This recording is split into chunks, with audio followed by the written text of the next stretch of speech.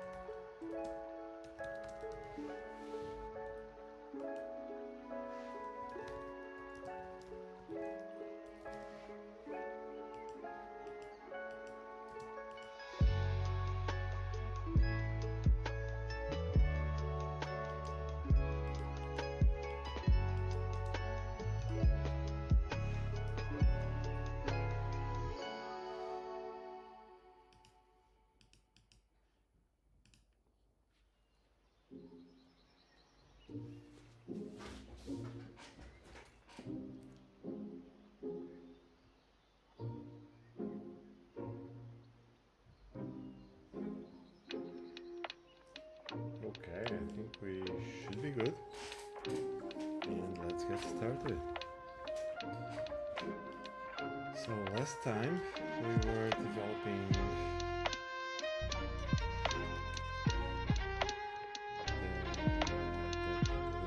yeah, we installed the compose and we weren't very successful because of the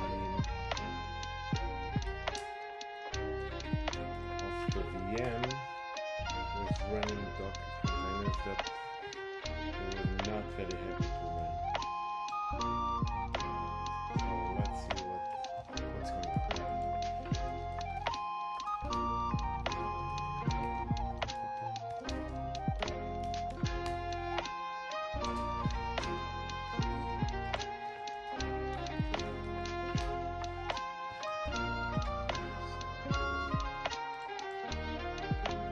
Check, is the server online?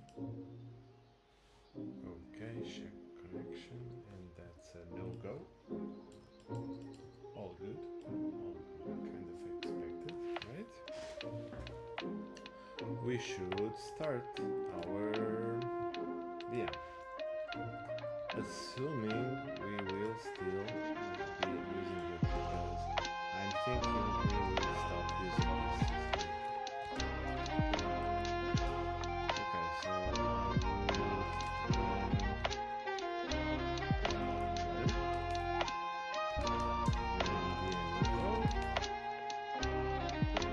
oh, it is running.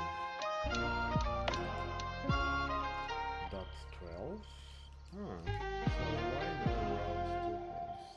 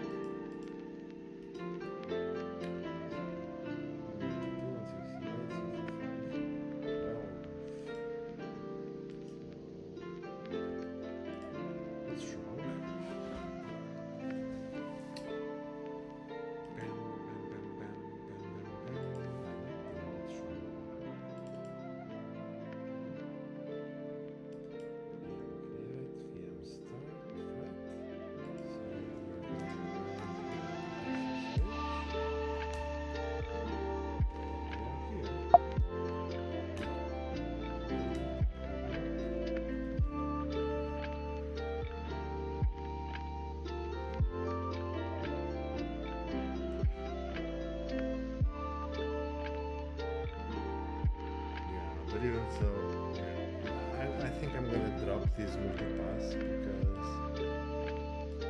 that image was getting into issues.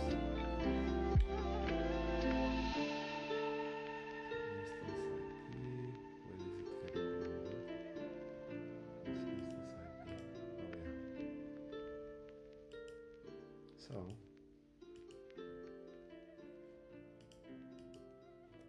it's a little bit harsh.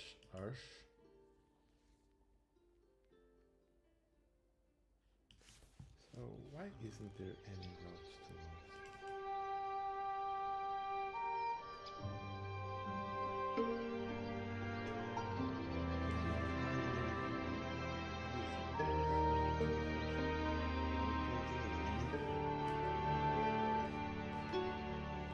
I'm trying to remember. Why did we put this? Let's see.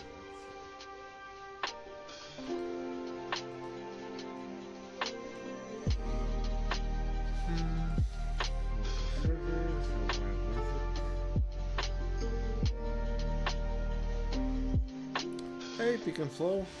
Glad to see you. Welcome back. Happy Friday to you as well.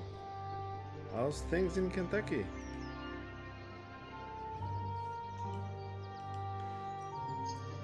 Are you still working or is it weekend already?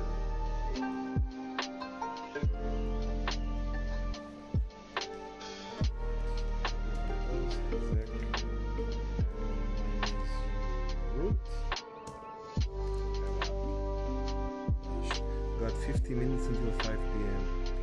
What we deploying to prod today? Oh, cool.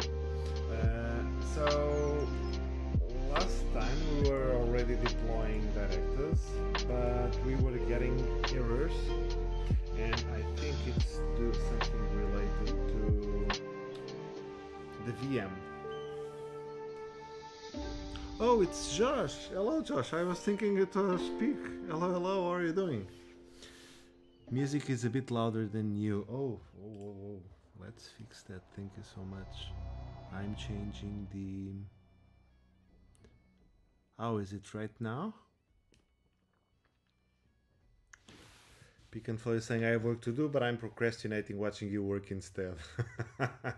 Yeah. Give me your work and I will do it and you will watch it. Yeah. It's called AI. So we were deploying Josh a directives application. Yeah, thank you, man. So these directives, we were deploying it, but we are deploying this into a local environment, meaning there's a local VM in multipass. And was it VM info? Yeah. So there's like a multipass VM. I found it out, but unfortunately, because this is Apple Silicon and I was trying to run some containers of directives, maybe that was the issue. And maybe other composers will give, other stacks will give issues. Maybe they will, maybe they won't. So I'm just thinking of using a VPS on a cloud server, and I'll use it while developing, and 1 hour later, 2 hours later, I'll destroy it and pay, I don't know, 20 cents, 50 cents, not sure. I don't want to be a couple of hours again, like setting up a virtual box or something like that, and then another error again, you know. So Kia, we are working on Get Alfredo, which is a self-hosting assistant. It's a dashboard that will allow us to install applications in VPSs. So that's it. You come to your dashboard, right? You add servers, and on a server you will have spaces where each space is an application or a set of applications. Yeah. Oh, are you a first-time chat? Because in OBS I'm not getting that. I was using Streamlabs OBS, but I pivoted to OBS. So if you don't know me, my name is Patricio. I'm a full stack developer. And yeah, Filament, Josh. Filament is life, right? And well, I love Laravel, I love JavaScript, I love Node, I love Docker, I love self-hosting. Yeah, I'm the author of Mingle.js, which allows us to use Livewire as the backbones, but using React and Vue components inside. And yeah, I've done some couple other stuff, but yeah, that's me. Let's go. So what's happening here is exactly that. Yeah, I'll just destroy the VM, but I don't want to be creative. I just wanted to be able to use it. Okay, so I was going into, yeah, let me bring this bigger. First of all, I want to debug this local network error just because, right? Because I'll probably just delete, but I hate when I don't know what's going on. I need to know, I need to feel control, or else I don't want the computer to control me, right? So yeah, that's it. But maybe it will happen because of AI, right? What do you think? How close are we to AGI? Okay, local VM, and we're gonna docker compose exec user root in the web app service, run bash. Okay, apt update, apt install -y ip utils -ping, ip utils -ping. Okay, cool. So now we can ping, and we can ping our VM, right? Because it's there. Run VM info 65.12. So 65. So I can ping it. Oh, damn. So why can't? Ah, it's successful. Damn it. But it was failing few seconds ago.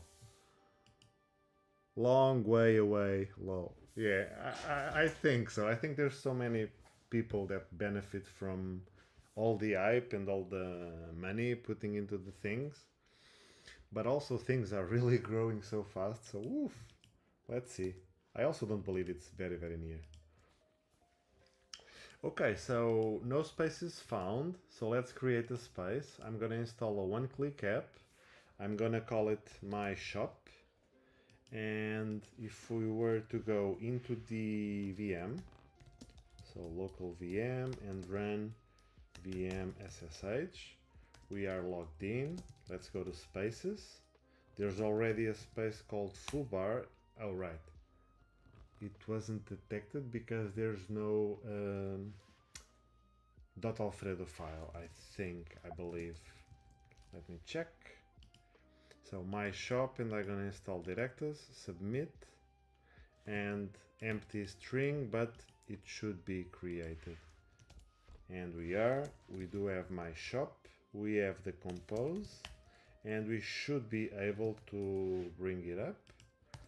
But I'm refreshing and I don't see spaces, so this is something to be aware. Let's find what's going on. So there's a component, space list. Oh, and is there anyone in the chat that already used Flowbyte?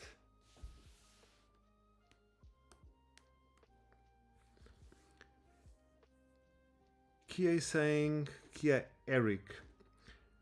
Oh, cool. Literally started self-hosting most of my personal media with Imic. Oh yeah, that's like a Google Photos alternative, yeah? Nice. How are you self-hosting? How are you? Are you home labbing? Do you have a VPS somewhere? Oh right, Peak. You were even yeah. I was thinking of going Filament V4 and using uh, some some something. What was that called? Yeah, it was pre-line. I have in mind these two frameworks to use on the front end. Why? Because I want something that I'm able to use in Livewire or in React or in Vue. So I don't want to use like something specific to a framework, but I also want something which has JavaScript for me. So for example, if I would use Daisy UI, there are plenty components, but they are only CSS. So it's very good, but unfortunately I don't have the time, or the project is not the right fit. So I want to have like a select component with a search, for instance. I want it to be done for me already, right? Or an upload or something like that, you know? So I'm thinking Preline or Flowbyte.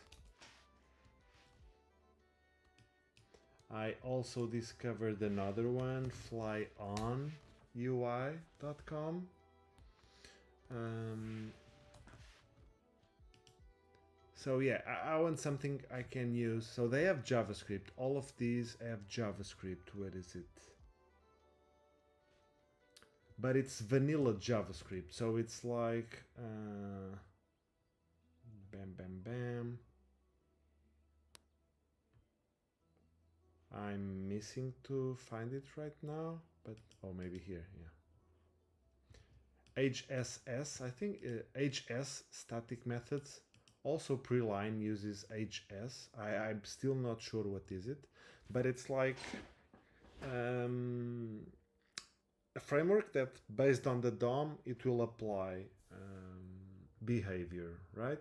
A little bit like jQuery, it feels to me, but something we can use with Vue and React. Yeah, so that is cool for me. Eric is using Coolify on a VPS. Oh, cool. I actually contributed to Coolify on from V3 to V4. I'm kind of to blame because of it being Laravel. It was supposed to be JavaScript V4. But yeah, it went in a direction that it doesn't fit my use case. So yeah, I decided to build my own. And I had a built solution from in between, but I never launched it. But yeah, I figured it's time. There isn't a great dashboard in my opinion, and I've checked more than 10.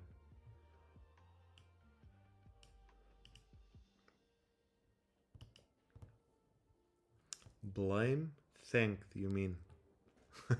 Oh, maybe. Yeah, let's go. I want something which is like the App Store. I want it to be very, very basic for like one click, very naive thing.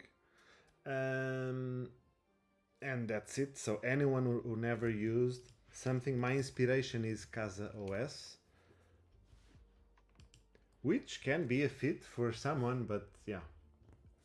So with Casa OS, it's like very, very easy. Like you go to the App Store and it feels like the App Store in Android or iOS. You want something, you install it. That's it. Bam, install.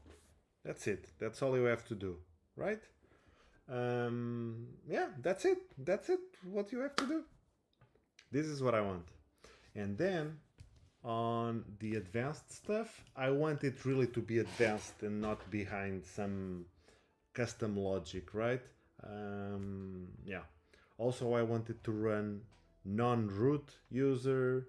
Um, I also want to maybe try Podman to have it daemonless and rootless containers by default, maybe, but I'm very used to Compose and Swarm right now, so that's how it's going to start. But I think I can make it much more sensible defaults. Yeah, and I want this to be extremely advanced, not something like not the middle ground for everyone. Like a solution for everyone is a solution for no one, I think. Andras using JavaScript over Laravel would probably have never gotten Qualify off the ground. Oh, I think it would, Josh. It was already version 4. I mean, it was version 3, and it was going to do that in TRPC, but then it pivoted to Laravel. But I do agree with you, of course, that I think Laravel is that extra boost with all that batteries included, as we say, right? And I think there's no. I mean, for if you are comparing someone who doesn't have experience in none of them, I think Laravel is so much better choice. Hello, hello, Das Hardware. How are you doing? Welcome, welcome. Have you tried Umbrellos? No, I haven't. What is Umbrellos? Hey, Francisco Barrento. Hey, Robin. Oh, damn. You know, the shot from Twitch starts on top. And I wasn't reading. I'm sorry, guys. Good evening. How are you doing? Umbrellos. Let me check. Umbrellos. Oh, I haven't.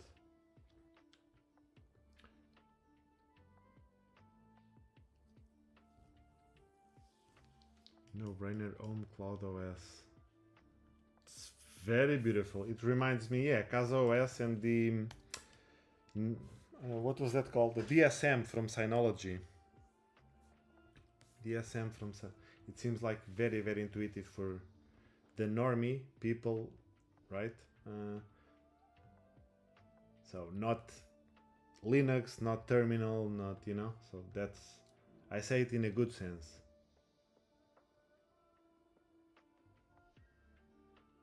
Hey, I've never checked Umbrel OS. But this is for like home server, so this is more like as a at the level of Unride, where we install our VMs and stuff. Is it something like so? VMs and Proxmox and more. Or would Umbrel work good on a VPS? I guess no, right? Because if you used Qualify and you know about this, so probably it's not the best option.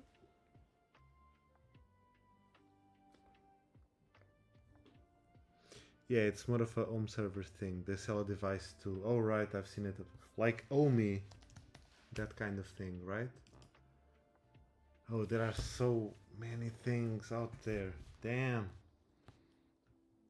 Damn. Launch your app. Exactly. Oh, damn. This is fine.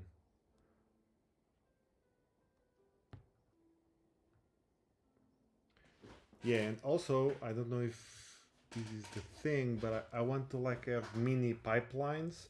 So like Alfredo will be like a Jenkins meets Portainer kind of thing, like if both had a baby. But also it will be just 5% of that baby, right? Because it's not that scope.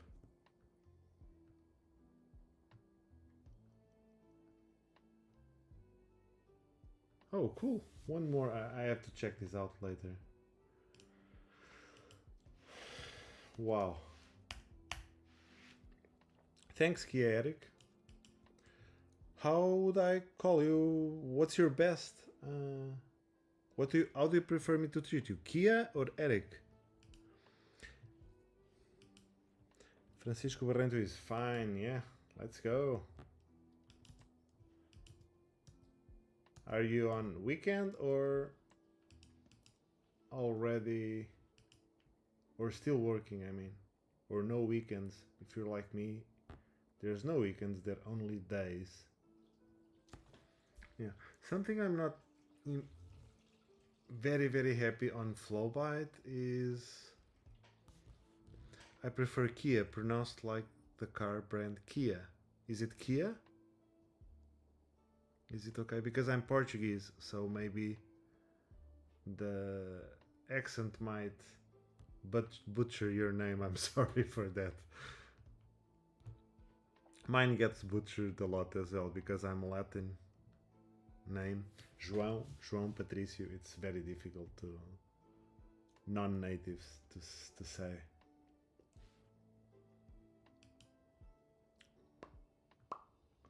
Yeah, I kind of I went to try Flowbyte in a different perspective, and but I am appreciating more the design of Preline. I have to make like maybe a good comparison between the two. And inside Filament V4, if it would like if they would blend together, that would be like tops.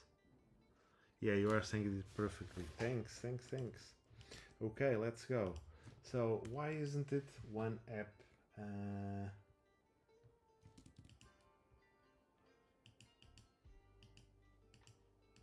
So this is Spaces after being checked. So I'm gonna go and I'm even be very brutal, and I'm gonna output via die-dump, and it's empty. So why?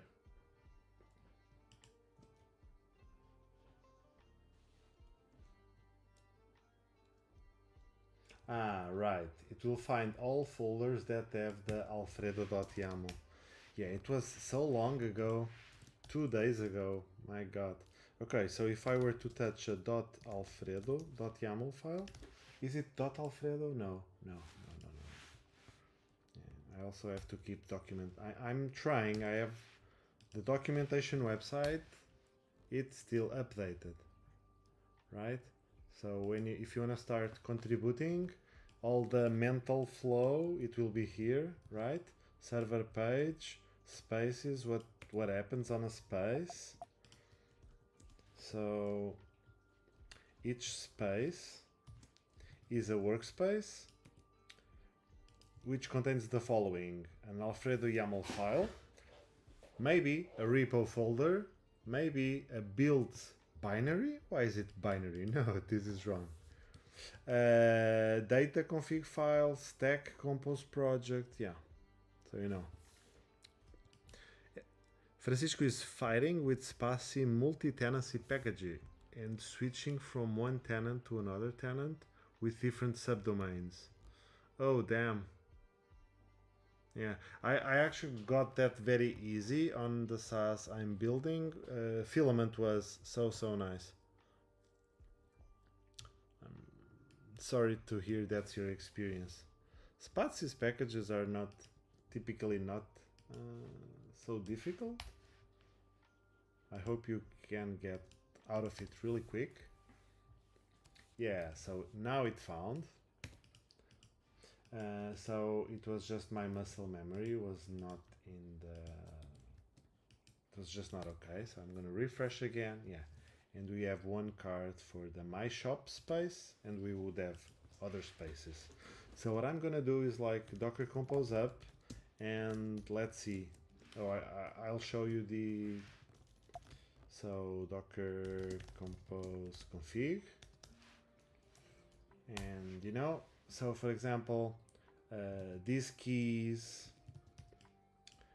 secrets, blah blah blah, those are things that need to be done previously. So that's why the small mini pipeline in Jenkins or something similar to Jenkins, right? When we install something, I don't want to just copy compose, or you know, I want to make this really flexible. People from everywhere can just make their own templates, like we've seen on Umbrella OS. And Portainer also has that, like very, yeah, you can just host your templates on a repo and point it there and use it. but I don't know if you can like run code exactly. So yeah, let's see. I also don't want to be the source of malicious code getting installed on computers, on people's VPSs. So still something to think about. But most certainly it will be more open than closed. So maybe there can be a list of approved blast templates, something like that. So Linux AMD64 does not match the detected host problem, so that's not a problem. We can fix that really quick.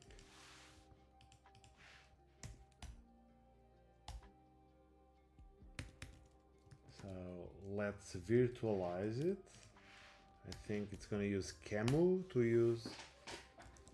So yeah, I gotta install the space again. So, or I'm just gonna go and edit here, which is much faster for sure. So here we go. And docker compose, whoops, docker compose down dash v, and now up. Let's see. So exec format error. I've never seen this kind of thing, you know?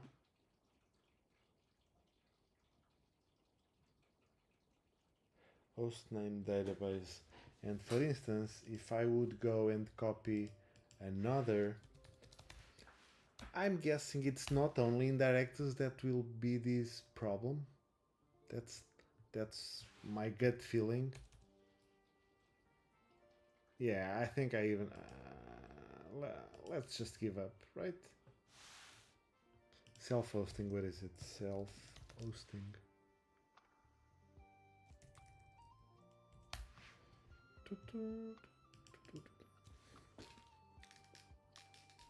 So, if we were to copy, sorry, I've seen a compose which uses SQLite, and even that was having issues.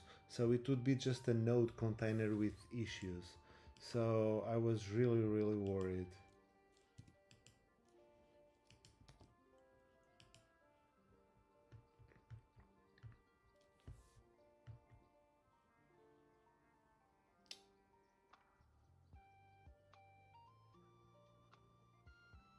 Guides, self, nice. Is it here? And it was like a very short compose. I think it was here, so I maybe overlooked it. Nope.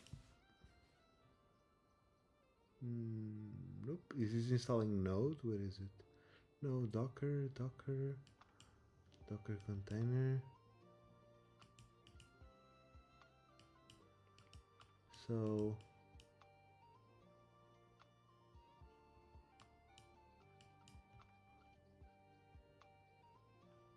yes, so not the one we want.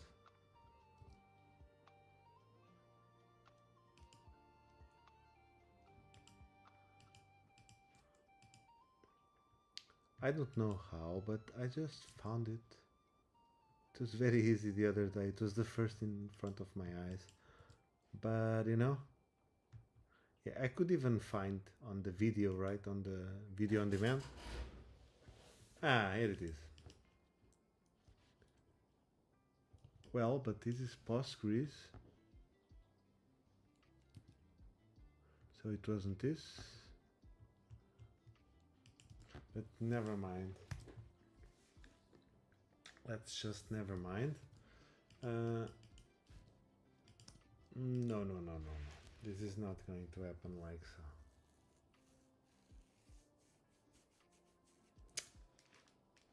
This is not going to happen.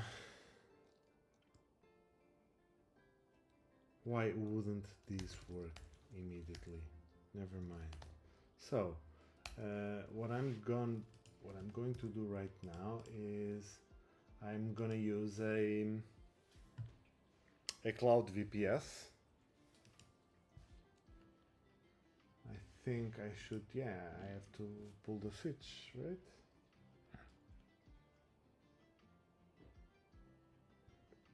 If this would be something like running Nginx, it wouldn't give that problem. But yeah, I can't rely on that. Maybe later I'll try again with VirtualBox, but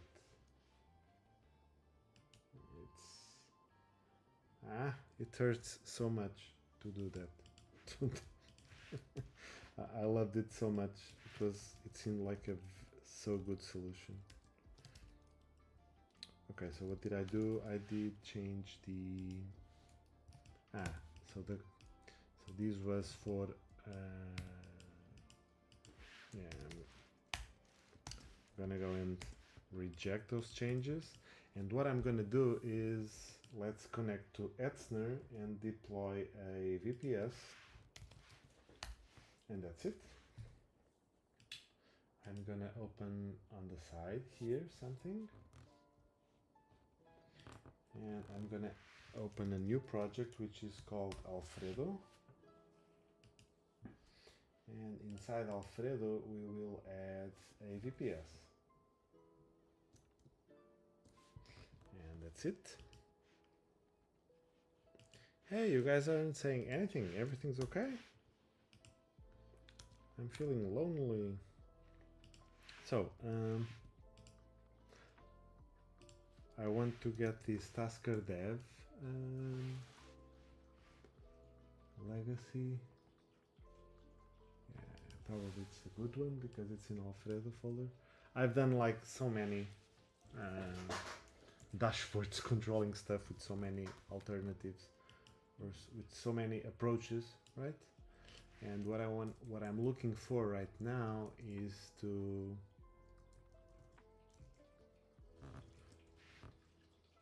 I was having a way of using it with Ansible, so cd code tasker dev.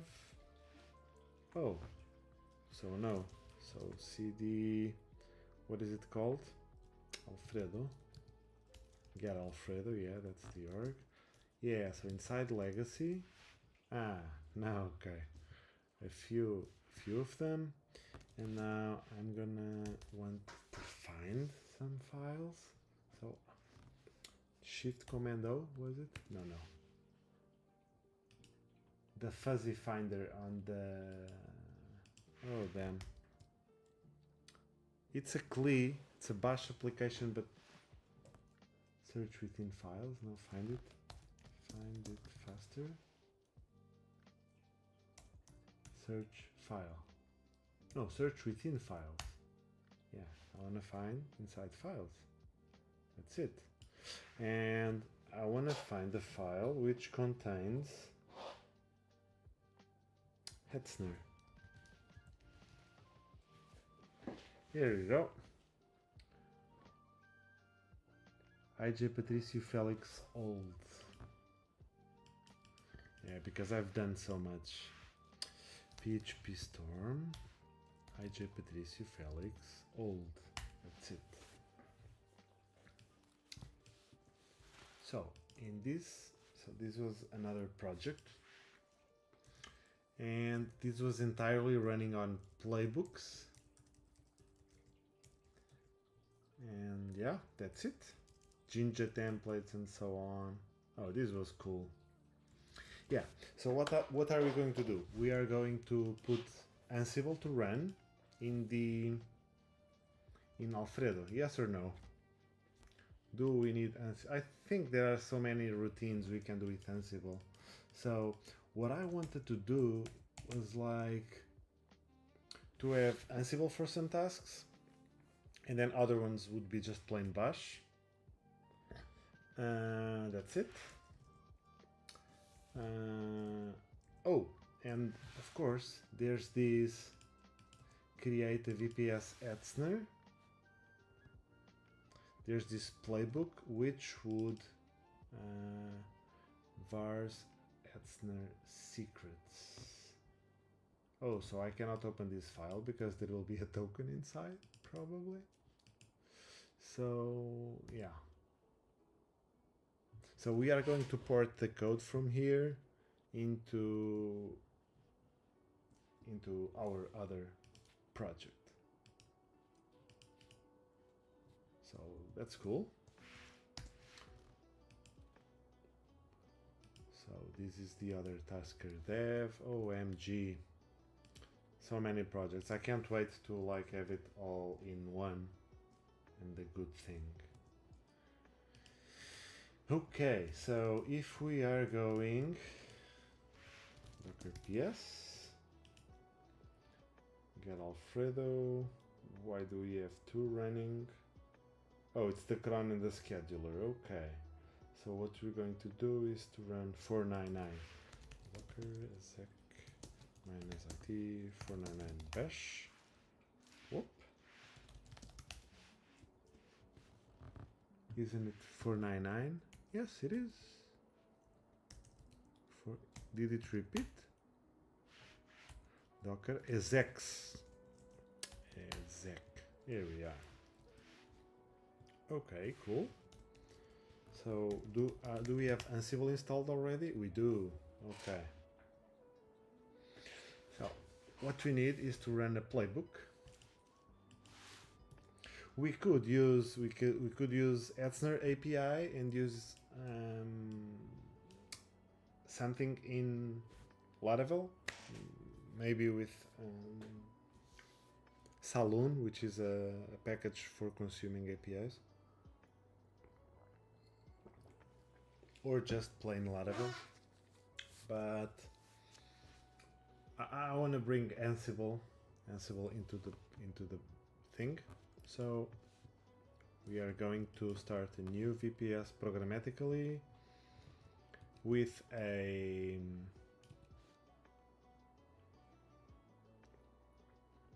Ansible task. That's it.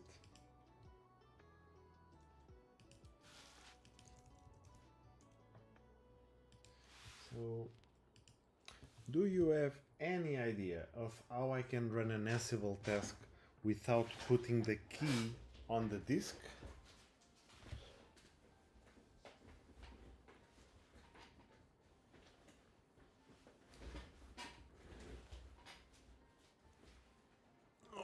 Okay.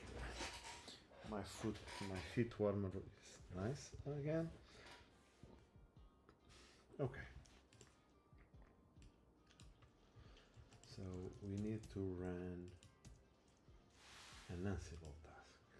That's cool. Let's bring it here.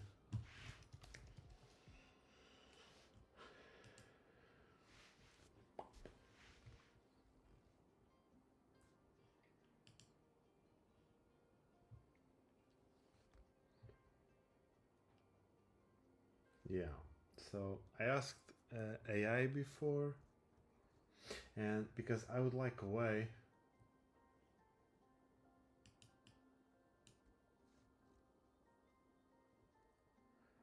this seemed something I'm not comfortable with.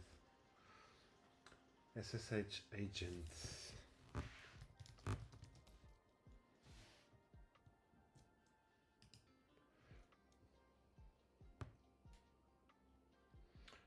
Parse SSH auth socket. SSH PID from the output. Okay.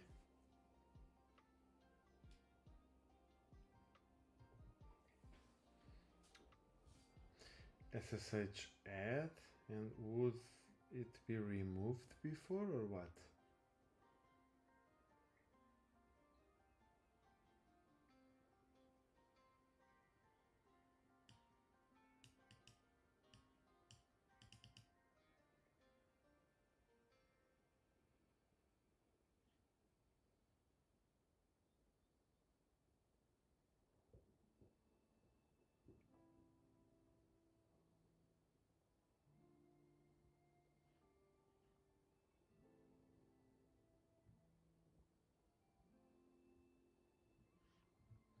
Yeah, I don't know if I'm so happy with that solution.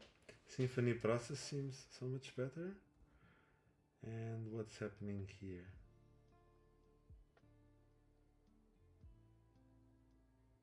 Ah, the key would only be in memory. Ah, so this is cool. Okay. We start an agent and we kill it after.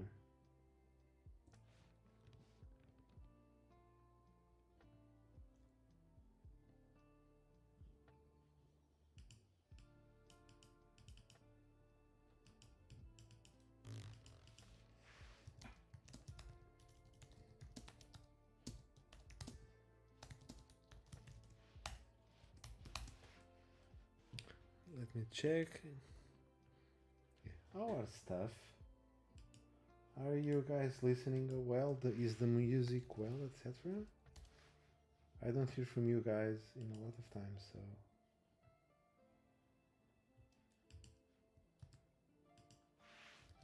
Just checking. I might be alone.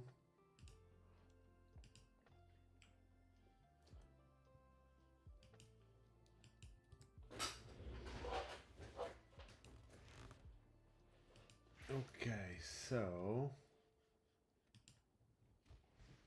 we need to find a command to test this out. Okay, app, console command. So let's make a new command. Do we artisan? We do. Artisan make command. Test Ansible commands. Music is good. Thank you, Kia. Are you enjoying? Do you like this kind of stuff? Do you like more Laravel or self-hosting? What do you like best? I think today is gonna be a lot of working on this DevOps kind of thing. So artisan app test Ansible. Okay, cool. Test running an Ansible command.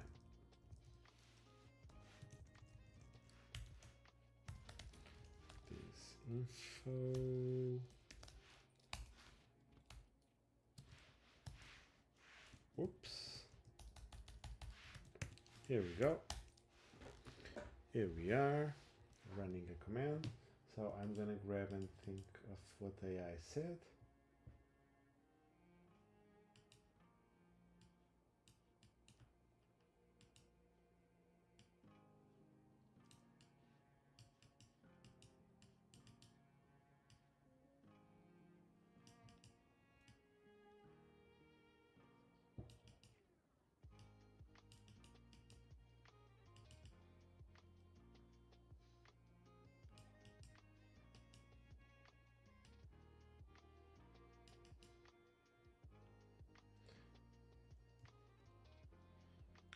Okay, so first of all, I would want to. What would I want to do? I would want to ping. I would want to ping a VPS. So first of all, let's start a VPS. I'm gonna SSH copy. No, copy SSH. It's an alias that I have. Copied my public key. And I'm gonna go and create a server.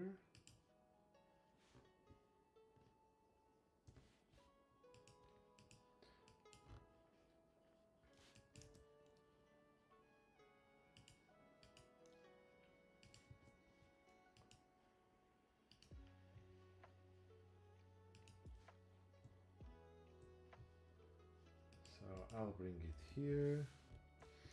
So we have a project for Alfredo, and we are going to create a server that we will destroy exactly after. So we're going to start a container with a VPS with Docker already installed, and we're going to choose Intel, and we're going to go okay. Oh, so each hour will cost us 1 cent? 1 cent? and I'm worried about having a local setup. I think this is crazy, and this is not even the most. So half a cent per hour, and I got worried about this. Damn. So okay, no firewalls, no backups, no nothing. Cloud config, we could have some, but let's not care too much about it. We'll destroy it even so, because yeah, I could, yeah, let's later check it. Okay, here we go. So if all goes well, when this is finished.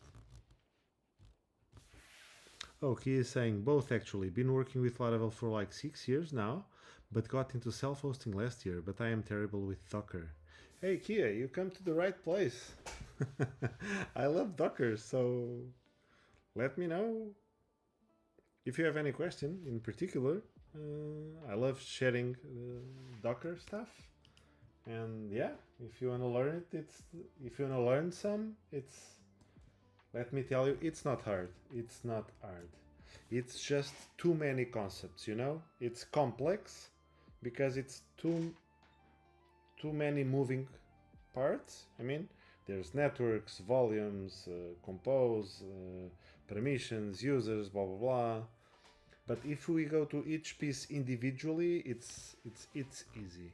It's just complex because easy but complex. Different from hard and simple. Yeah. Okay, so if all goes well, I should be able to SSH as root into this IP address, and I'm gonna use an alias. Let's not keep the fingerprints, and that's it. I'm inside this test.ansible, this just freshly provisioned server, and yeah, we can go in. So what we're gonna do is we will test Ansible. We will use ping to go inside the machine.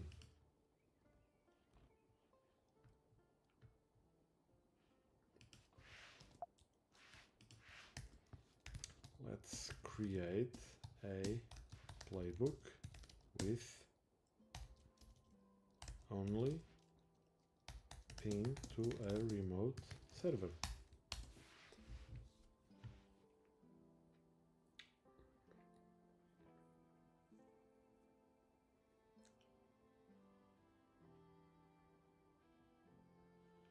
Right, I'm trying to recall. Ansible is a great tool for automations at scale.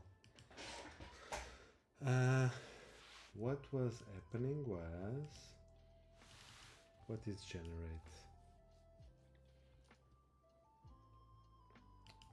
From the template, okay.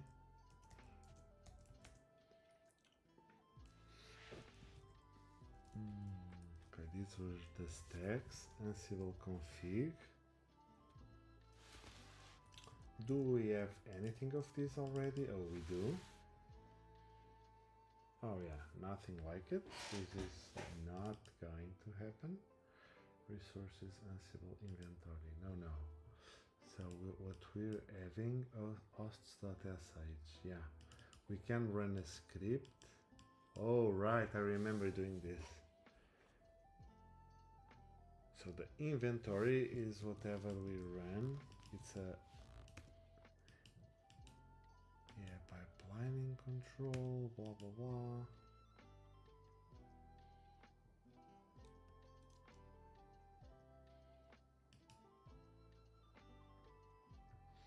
OMG, this is so big. That's what she said. Okay, so let's go. We gotta run Ansible. Why is it a pi as well? Because I think inventory web servers os.getdev So this would run from OMG. Ansible config ping. We would use a private key minus module ping. And we would run, you know, all servers and minus z with a comma. This would make it the inventory, because it's an array of 1 and we don't need to specify an inventory. So let's go with what we have, and we are going to use this key that we have here already created for Alfredo Dev. We have the private key, it's in the repo, and we are going to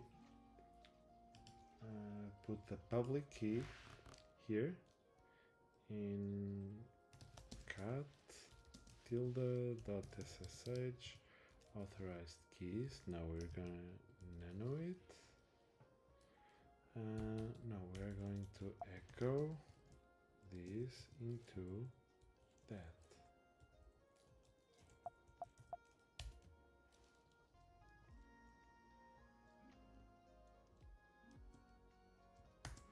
And if all goes well, we can now ssh-i, and we are going to use local VM and the ID Alfredo Dev key, and we're going to log in into root at our VPS. And if all goes well, no, we're not logging in. So let me check what can be going on. So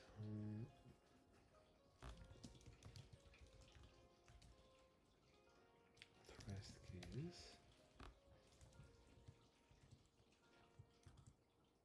Huh? Why is it empty? Shouldn't be.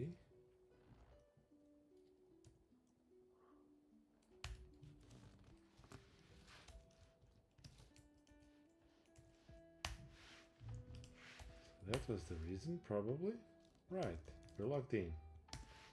Okay, so we should be able to log in on Ansible and perform ping.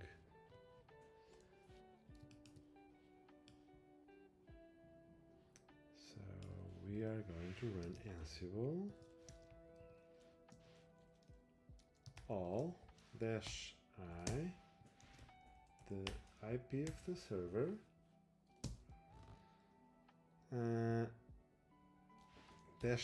--user equals root, --private key equals where am I? I'm on the root, right? So local VM. Okay, I'm gonna copy this because I'm lazy. pwd. Oh no, so I'm logged in. Right. Private key equals local VM ID Alfredo Dev. Okay, minus module ping. If all goes well, pong, success. So we were able to log in with Ansible on this remote server. So I want to do that from Laravel right now.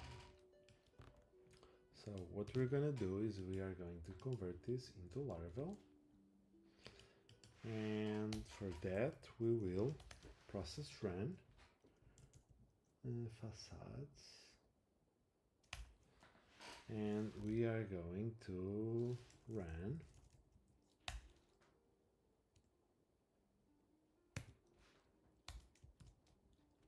this command. If all all goes well. And that's it. Let's not worry too much about the output in real time for now.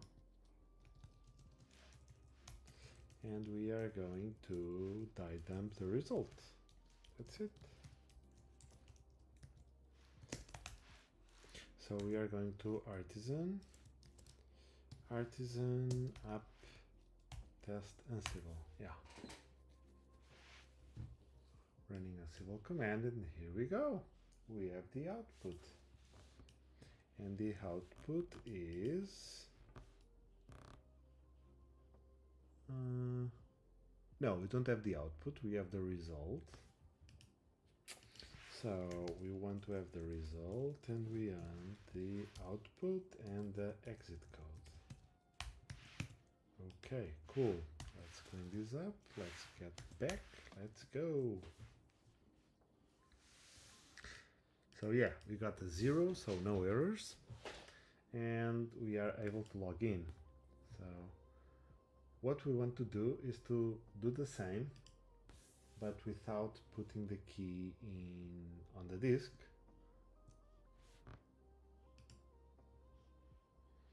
And for that,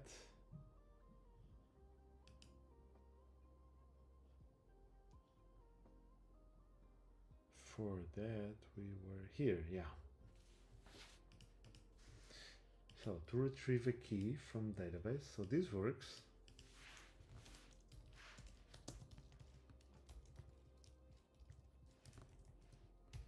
So this works, and now we want to get the private key, and the private key we will get it from the disk, yeah.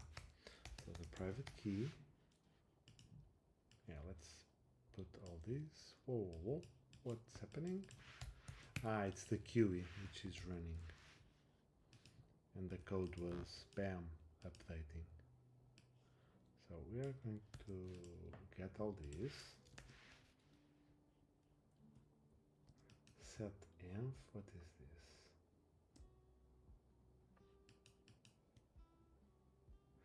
Ah, because this is another process.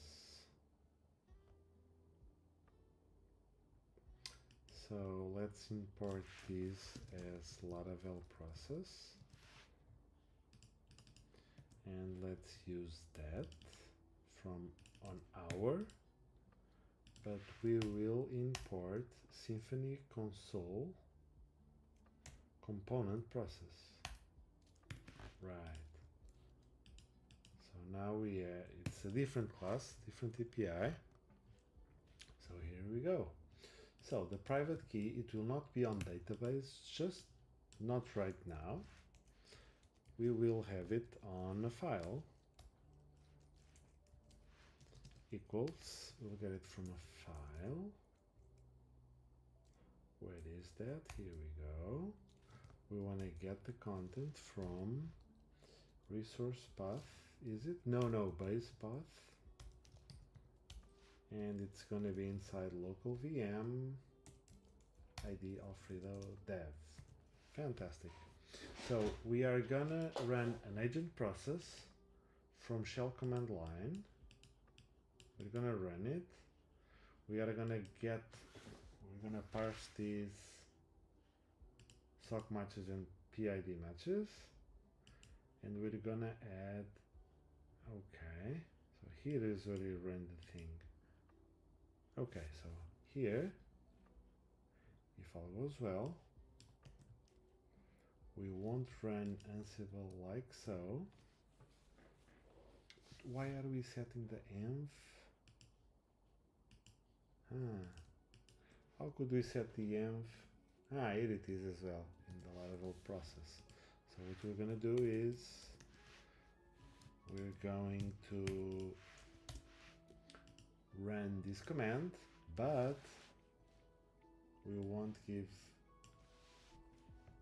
it any private key, right?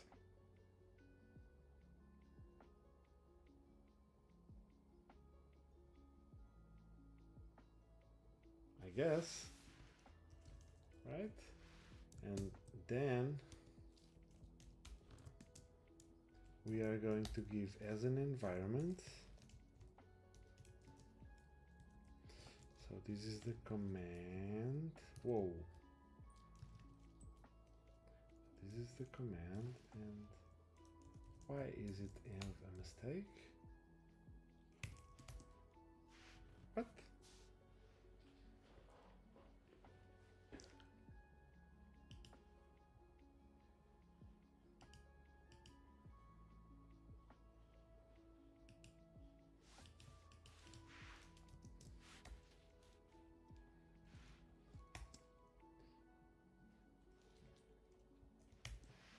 Ah, wait, so the run.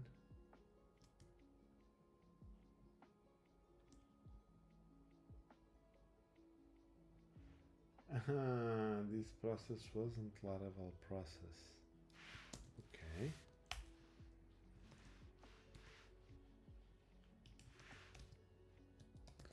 Laravel docs. Here we go.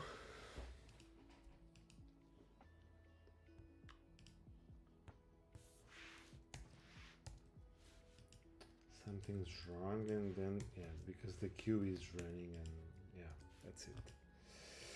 Bam, bam, bam. We are wanting to go into the process facade, and we want to provide an environment. So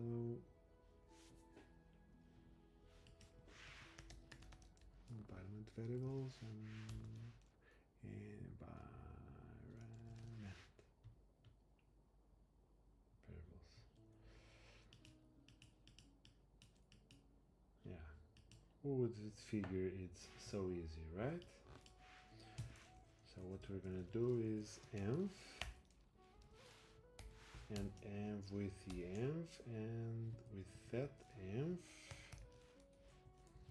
we're going to run that command, and we're gonna get from the Laravel Ansible process, which is like so.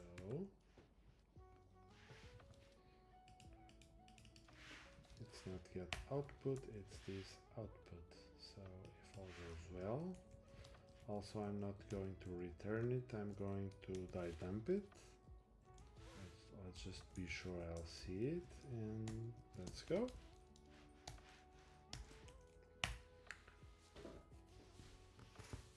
First time chat. Hey Satisfield. Oh, removing the space. I will remind to do that. Hey, and we got success. Fantastic. Fantastic.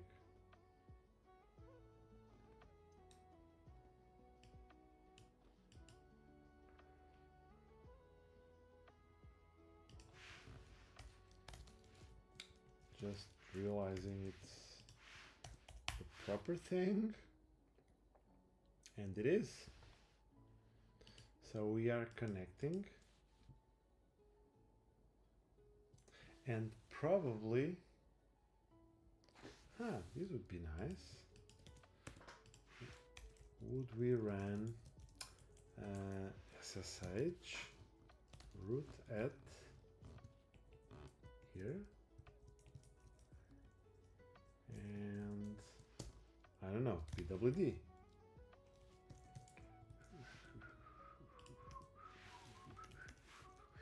Do you like this song, the medieval Lofi hip-hop, something like so? The other day was more nice, not gonna lie. Now it doesn't feel like so much lo-fi and medieval. I don't know. What do you think?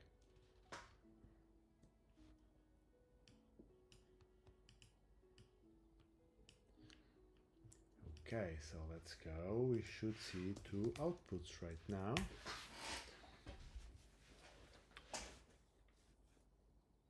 And we do. So this is great. We'll be able to run this also in ephemeral containers as well. So this is good. This is good.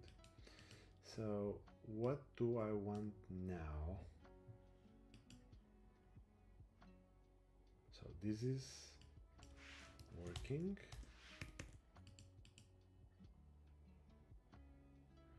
What I do want is to start a new VPS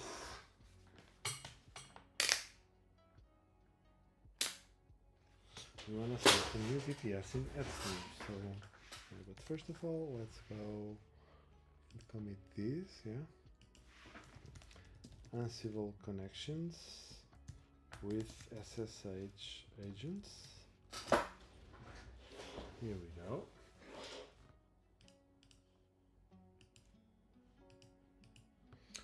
And now we are going to run this playbook, which will run locally, right? It's the playbook to start a new VM.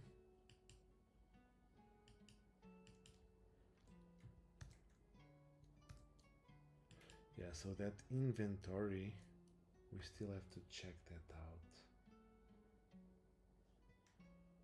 Because the inventory should be just the currently running user. Okay, Ansible config, that's something we should be aware as well.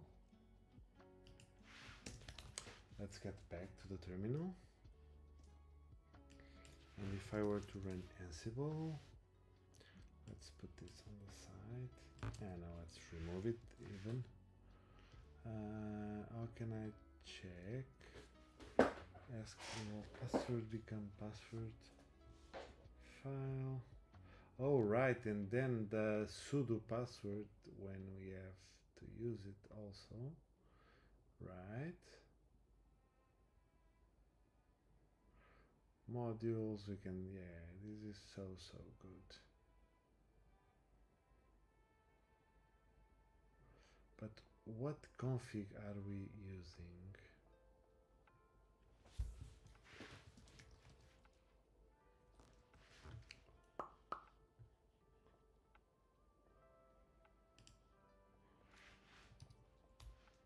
In Ansible, how to check which Ansible.cfe is in use.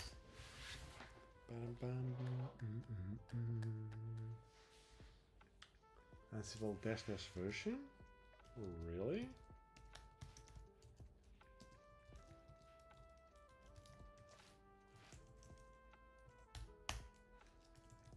Andisla?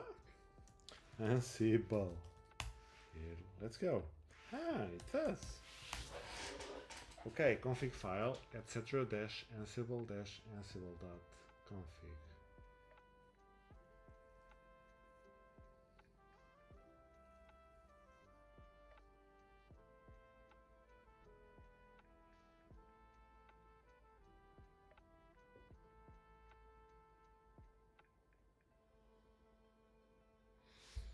Okay, so how can we make it use our own? Ah, we can run it. We can have it on the same directory we run it. Yeah, that was the thing as well.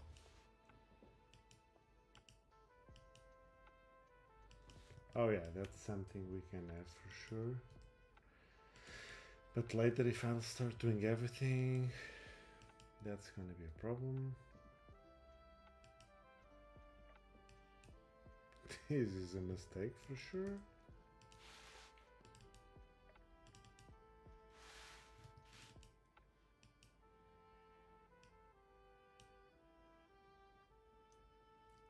Yeah, so this came from the other project, I'm sure. Because this is the project I was porting from, yeah. And here, yeah, I did have the inventory was here. Oh, so weird.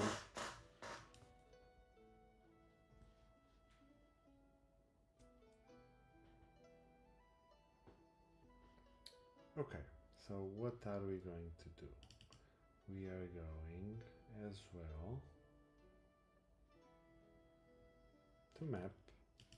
Ah, it's being used already. because we are mapping that.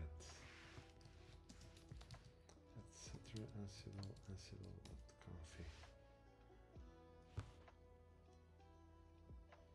Yeah, it's already here.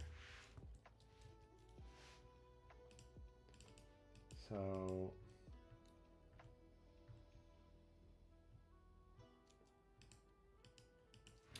we want to run Ansible playbook. I need to recall some stuff.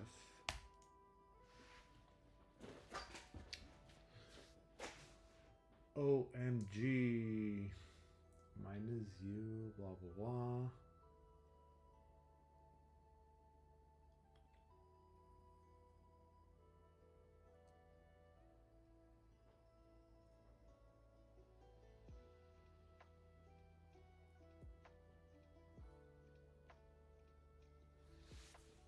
Okay, let's try and bring this up.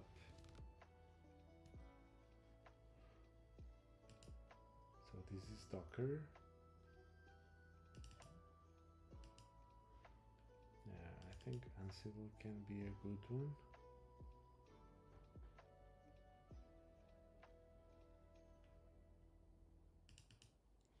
Ah, this was before index. Blah blah blah. Nope. OMG.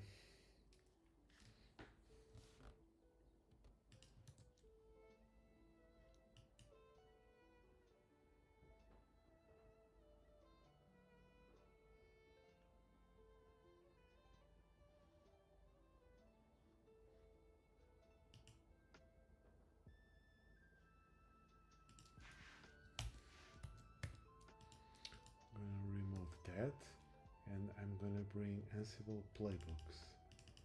So yeah, it feels nice. So it's gonna bring the Ansible. I guess this should probably be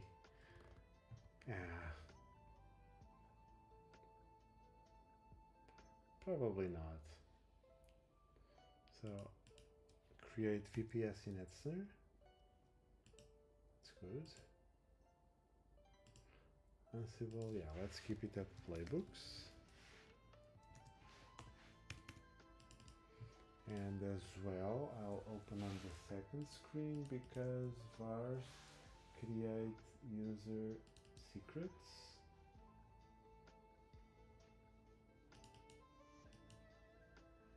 Yeah, there was the token.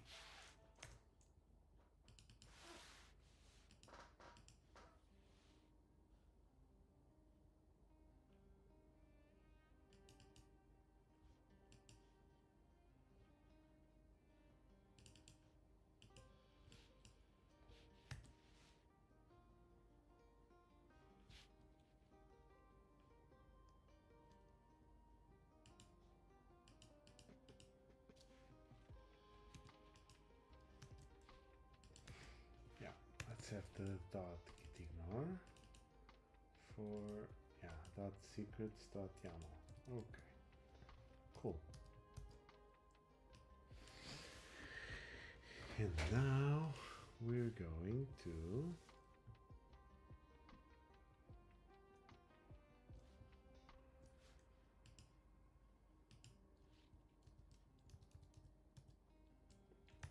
gonna run this.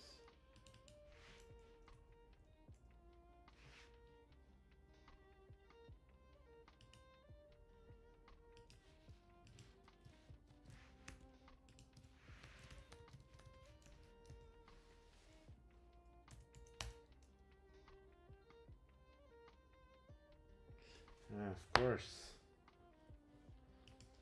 Okay, so what we want to do is in this. Oh, vars etsner secrets.yaml. Yeah.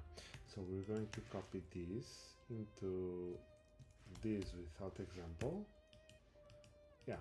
We're gonna paste our a token. We'll create the token, paste it here. The server will be my app. It will create a CP error, blah blah blah, 24. Monitoring true, backups true. We can change these, I guess, of course. Username is gonna be Alfredo. User password, we can keep it. And yeah, we're gonna create some public key. Here we go.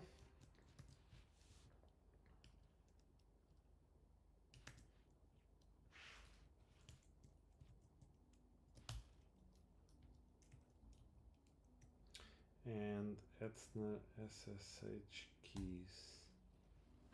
Oh, right, on Etsner back office, there's a key in security.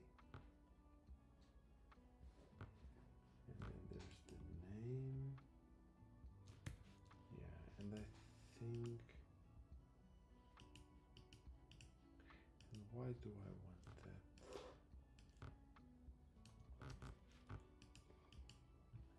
This won't be committed, but even so, yeah.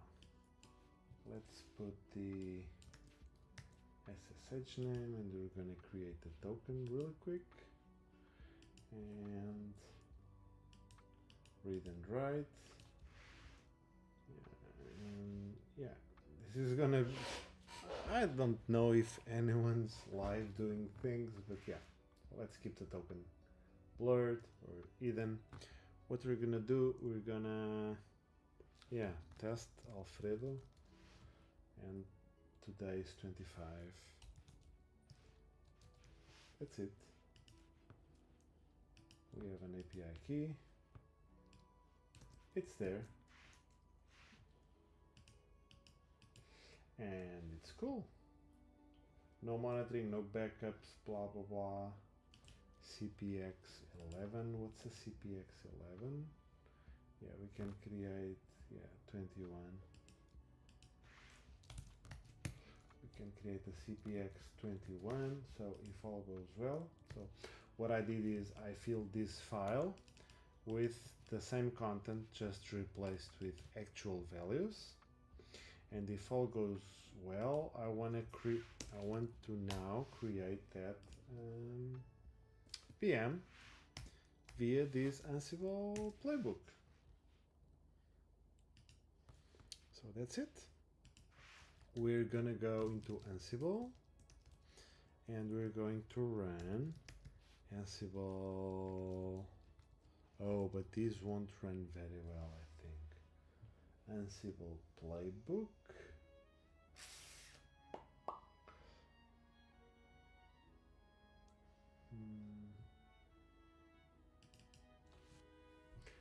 Let me find on the previous project. Yeah, I'm sorry, I'm bringing it here as well. So run playbook is, we would run Ansible playbook. So yeah, it's just Ansible playbook and whatever we put there after. So we're just running Ansible playbook and our playbooks slash create VPS on Etsner. So here goes nothing, and it's gonna fail. Yeah. No inventory was parsed. Only implicit localhost is available. Yeah, but that would be enough. Couldn't resolve module action.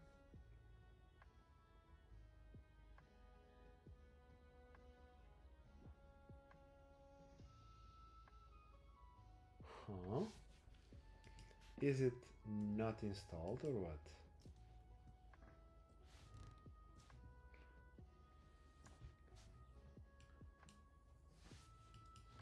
It's not included in the Ansible core. So what's happening? Let's get a new... This is a very naive way of asking AIs, but it works most of the time.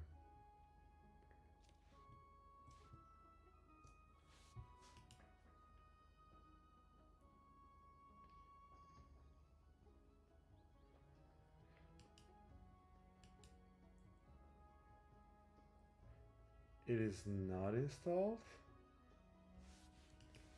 Really? I don't remember having to do this before, but yeah. We'll have to add it to the Docker file. Uh-huh.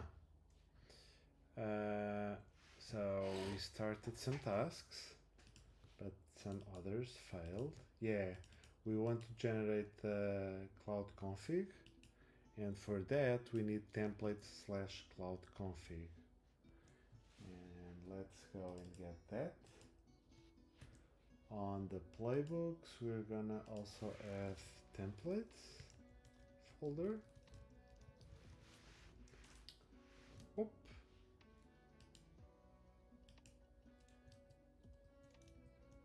Yeah. And cloud config will copy and paste here. Here we go. And what this does is, yeah.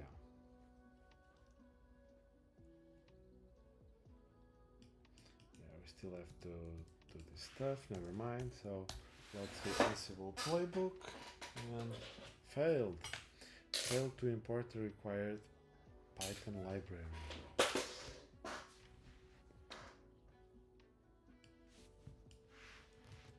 Why?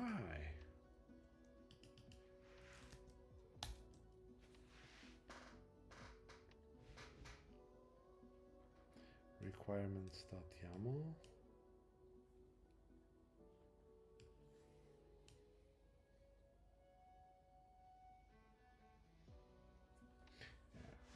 Okay, one thing at a time.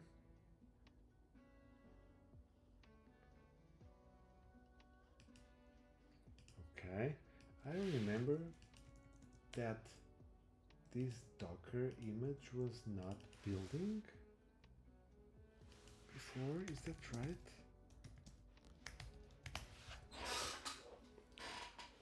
There was an error on the last stream. I can't even remember what was it. Yeah, nginx.conf. What's this?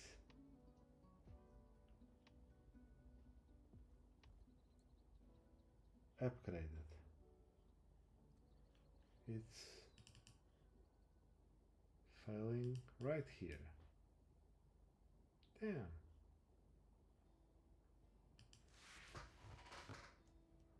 I thought for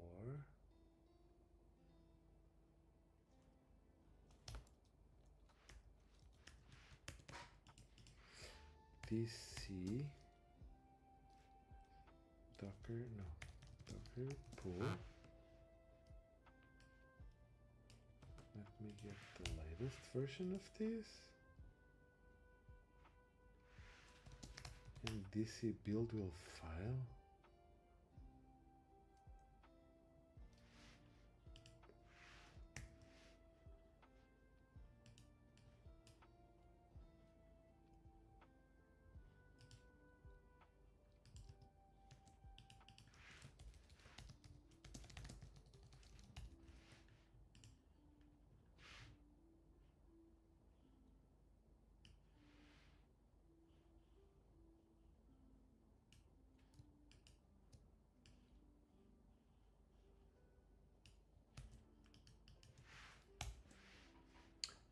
Today's everyone today is very silent, it seems.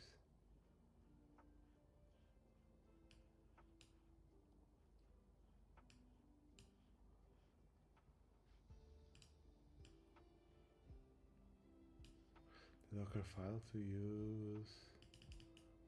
Yeah. So after user root, let's add this. And anything else? I think I tried this before. Ah, but this is also different. Update and upgrade minus y. Ah.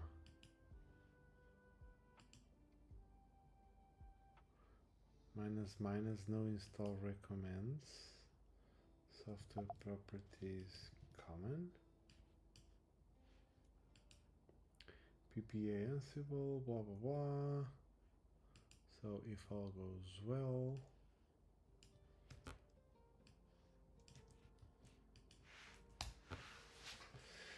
everything's being the same. And apt-get update and upgrade. Yeah. OMG.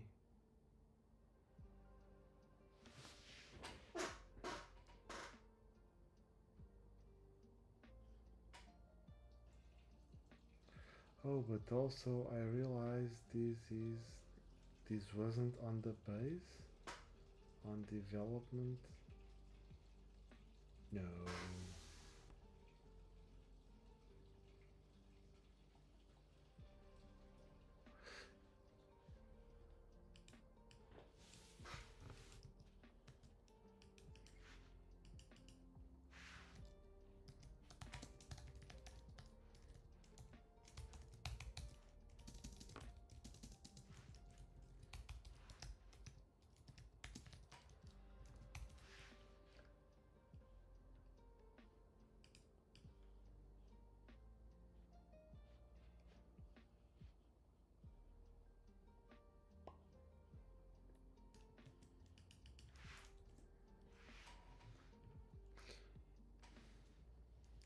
Bam, bam, bam, bam, bam, bam, bam, bam, bam.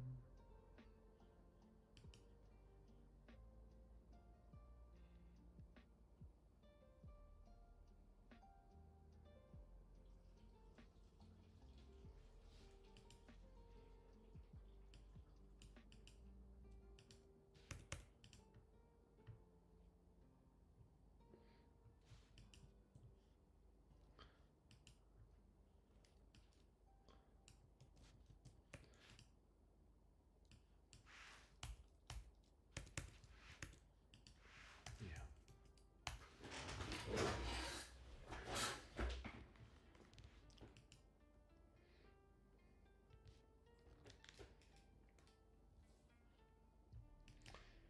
Yeah, I'm not gonna pull it with all these just because of that upgrade, I think.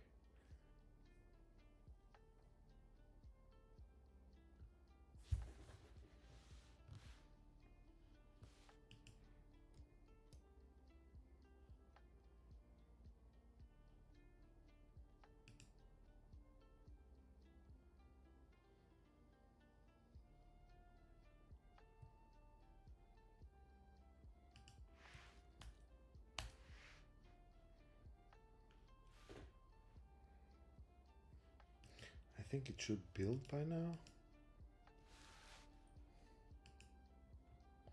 And what I want to do, yeah, it's like to install the pip3. So also the Python 3 data and after Ansible is installed, we're going to install Ansible Galaxy as well for Etzner.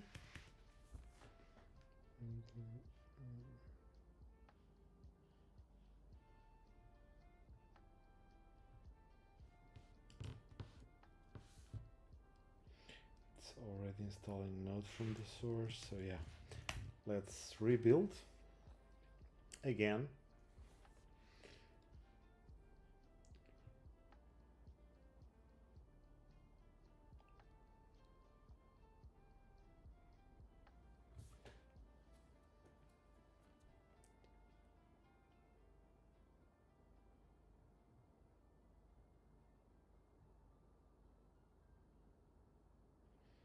So if all goes well, we should be ready after this.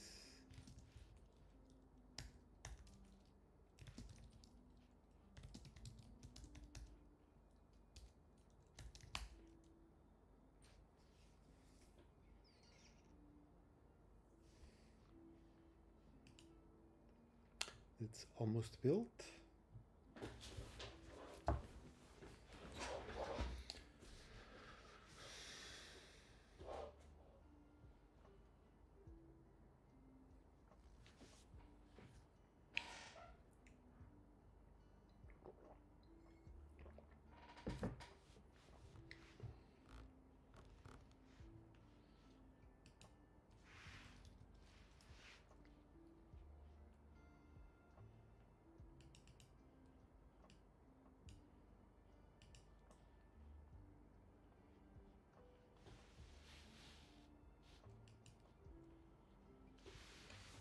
this is cool.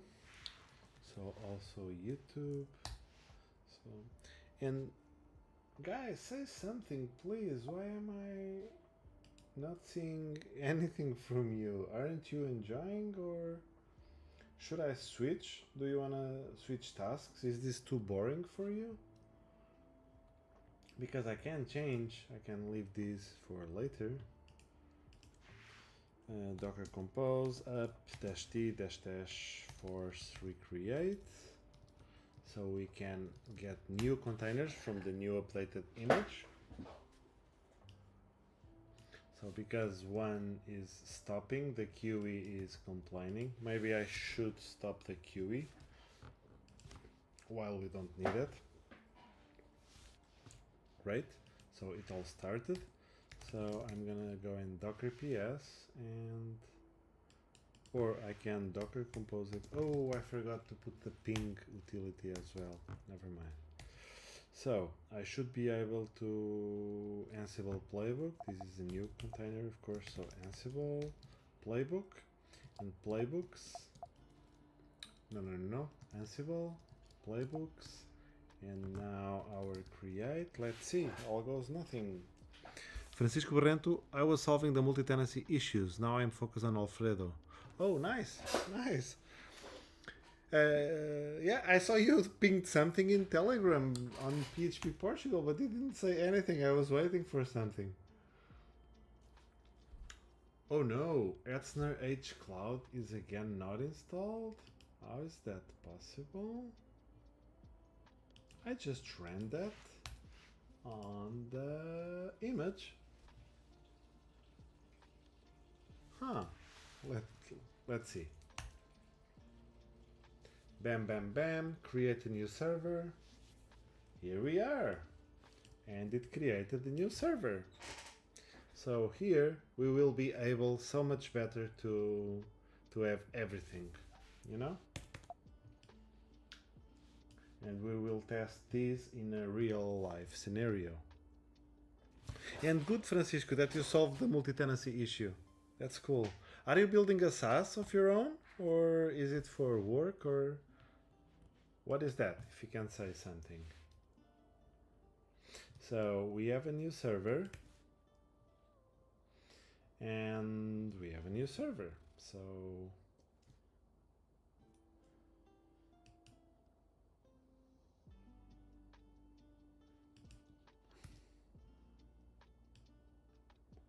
because we have a new server, I'm just,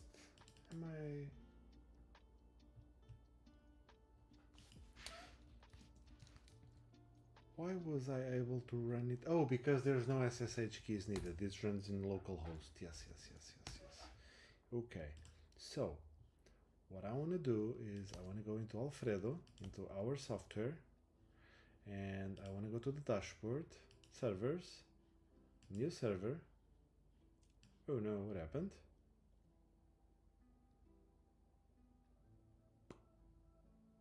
Invalid syntax for type big int. What? I just want to go to create a new server. Oh, where ID equals create. What? Is there a route for this page I wasn't aware? So like filament, resources, server resource, and servers.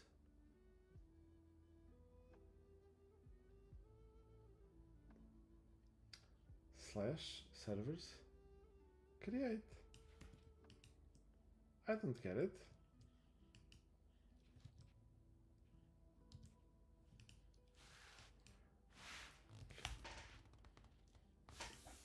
Yes, publishtier.com. Oh, fantastic. Powerful management tools to effortlessly distribute your content across multiple platforms. Huh. Nice. What is it about? Please share. I'm guessing it's a starter kit, right? Which one? Probably React, right? You do enjoy it if I'm not mistaken. Yeah, it is cool. Yep and yep. So let me know or let us know what is the project about. Inertia.js, yeah, got it. Cool. What is it about and what else did I wanted to see? On the servers, when I go to a new server,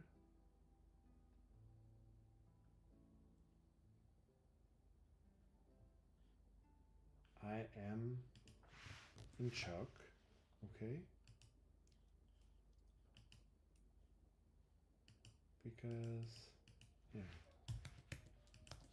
Is it by, no, of course not. The view / record. Yes. Yes. The precedence here. Create is looking for that, so I think, yeah, it was when I added the view. Phew! Or it's case to say view. Okay, done. We are going to add our newly added server, which is called my app. It was just created. So my app, our public KPv4, just if I was as if I was going to self-host some application. Right now it's port 22. Username, website, Webist. Simple CMS with some AI to build content to multiple platforms. Website, LinkedIn, Facebook. With a custom workflow by content type. Cool. I need to know more.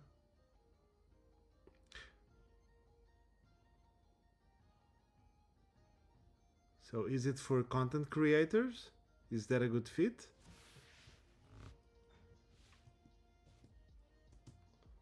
What else do we want from here? We want username. Oh, right, but we wanted the non-root user. Oh, and we do have one, which is Alfredo. Yeah. And our secret. Yeah, this will have to come from a UI or something. But I guess this is just for us while developing. So this is our password. And yes, we are gonna give a key. I don't want to generate one. So let's check our private key and our public key, and we're gonna create it. Fantastic. And if all goes well, can I connect to it? No. Failed login using key. Why? I just added that key, right? That's not good. Let's see. So this is the server, freshly created. Root at BAM and SSH -I local VM ID, but it should fail because it failed in the root at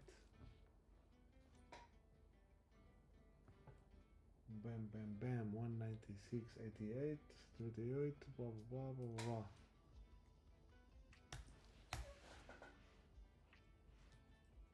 Node name or no surname provided? What do you mean? Oh, stupid.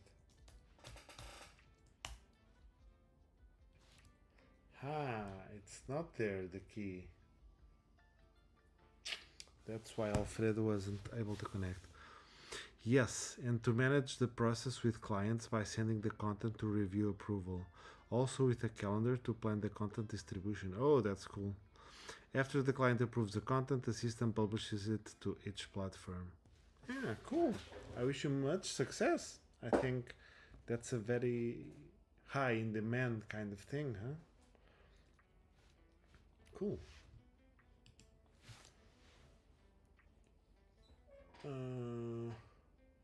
So, why didn't it?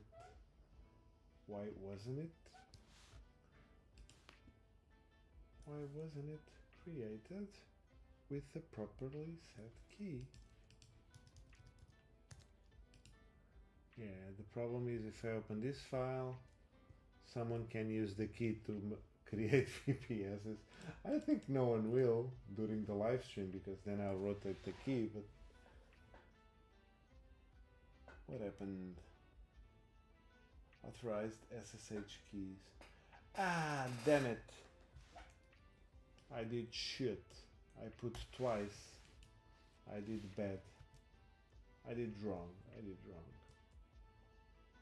Okay, so what we're gonna do is we're gonna destroy this VPS. That's it. Also, we can destroy this one. We don't need it. Bam. 20 cents to the Sharko. And no, it's per hour. So, oh, I could just rebuild it and don't spend again. Yeah. So each time we instantiate a VM, that's 1 hour, and that's 1 cent. That's 1 cent for this size. So why was I even wasting time with other ones, with other solutions? So what we're gonna do is we're gonna create a VPS again.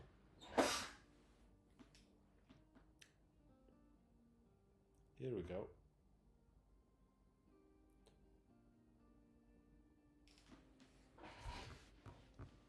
And I guess we need to create one from the UI, even in dev. Okay, so it's created. So we are using Ansible to build VMs on Etzner, and we will run the playbook from Alfredo. Yeah, Francisco. So it's the thing is, we need to develop Alfredo, and it's basically done, Alfredo. Now we need just to put stuff in place, bam, bam, bam, and start making templates, and we need to test them. And local, what was that name? Multipass was giving problems. So maybe it's because of Apple Silicon, I'm almost sure, and making a VM with nested containers, so it's like virtualization inside. So yeah, so we are using Ansible because Ansible will be used also in the real Alfredo, right? Because maybe you want to create, someone wants to create a machine in Etzner or DigitalOcean, we will have that option, but we can also use it for development, yes. And from Alfredo we can run a command or a button in development, or not in development, yeah, it doesn't matter. It's the same, exact same thing. So I was wanting to use something without costs, but it's so cheap that it's I hope maybe in the future with VirtualBox, but I don't want to spend a couple of hours or streams like configuring everything and then it's a problem again, you know. So here it's safe. It's the production thing. It's exactly the same. So cool. Let's create the server and check if we can access it. Is it the same IP address or no? No. So what we're gonna do is create a new server. OMG. Francisco said, I like your approach. Thank you. On the Laravel app, I was planning to use Etzner API to create the servers. Yeah, so you can use Ansible because there are, Have you used Ansible? I think so, right? If you do Kubernetes and that kind of stuff. And maybe you could teach me after Alfredo. You could teach me Kubernetes, and I could help on Laravel. Yeah, yeah, great. I never learned Kubernetes because it's so big. If you're a company and you're providing hosting or hosting stuff for customers because of namespaces and permissions and those kind of things, or multi developers, yeah, Kubernetes is the solution, I know. But for my use cases and my clients' use cases, I never had the urge to learn. I agree, it's too much. Yeah. I never had the need to learn, so that's why I haven't. But I can't lie, it's a cool thing. It's a great tool, and I would learn it, no doubt. So what we're gonna do is Alfredo, new server. Let's grab the public IP. Here we go. 22. Sudo password, we still have it. It's the strong password. Here we go. Username Alfredo. Name. Oh, I forgot name. Yeah, my app test. Whatever. Let's provide a key, which is, oh, in development, I want to bring some fill with default keys, you know, just a button to not waste this time, because it's not only about the time we waste, it's the flow of the mind that goes away. So I'm gonna go and create, done. So if I were to check connection, bam, we are connected to the server in the cloud, and we're gonna manage spaces and no space, no folders found. Let's create a space. No, we'll not create. Yeah, create the spaces folder in the base one. Install one click. Let's put my shop and let's install directors. Let's submit. Bam. Empty string, but that's the return. I have to make it more beautiful, of course. So we now are going into the server. Let's SSH Alfredo at, here it is. Oh, and we have to provide the key, which lives in local VM/ID. Let's go. Let's go. We have the spaces folder created and my shop already. And if all goes well, I'm gonna run docker compose up. What? Oh, damn. I probably installed the wrong package, and docker compose will be with dash. Yeah.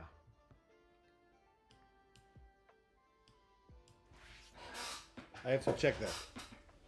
Because there's something like using docker from what's that name? We can use like from the official repository or from the aptitude distribution. So those are different versions, and that's why the docker space compose or docker dash compose.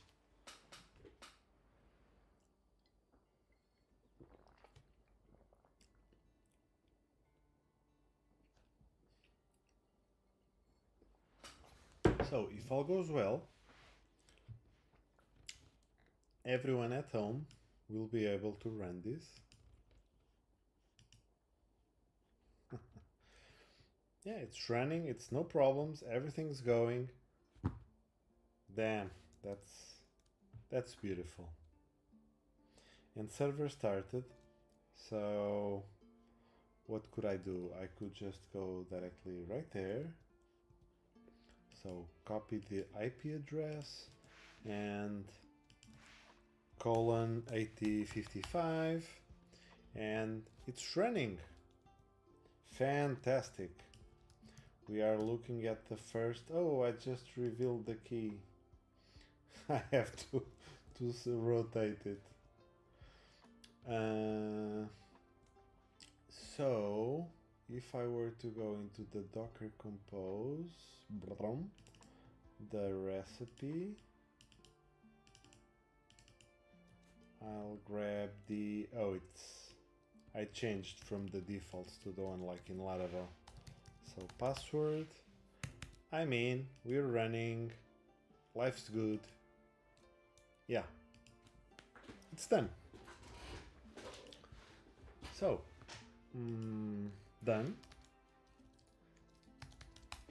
Let's now check a couple of stuff.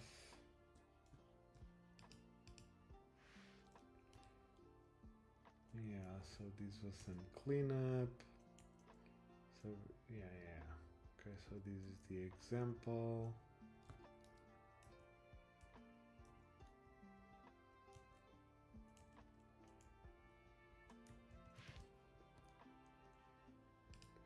So, running Ansible, playbook, create VPS. That's it. Fantastic. So let's gonna go and push.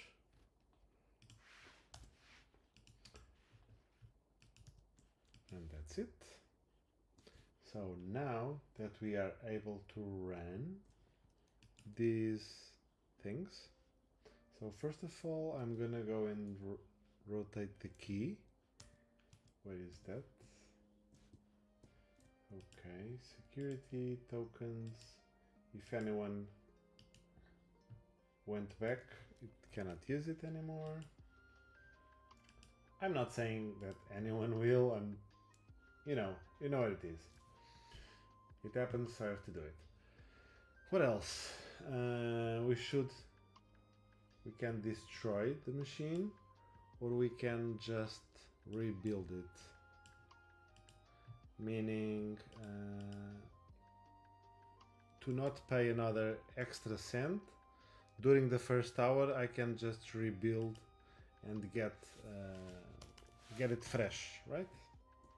So maybe that's something we can do as part of the local testing, but that's for another episode. What's going to happen right now is we are going to run the commands on the QE because they will be long running commands. Hey Zomoziano, how are you doing? Welcome back. Did you just see we are running directives on a real VPS already deployed by Alfredo. And the VPS is also started by Alfredo, and yeah, life's good.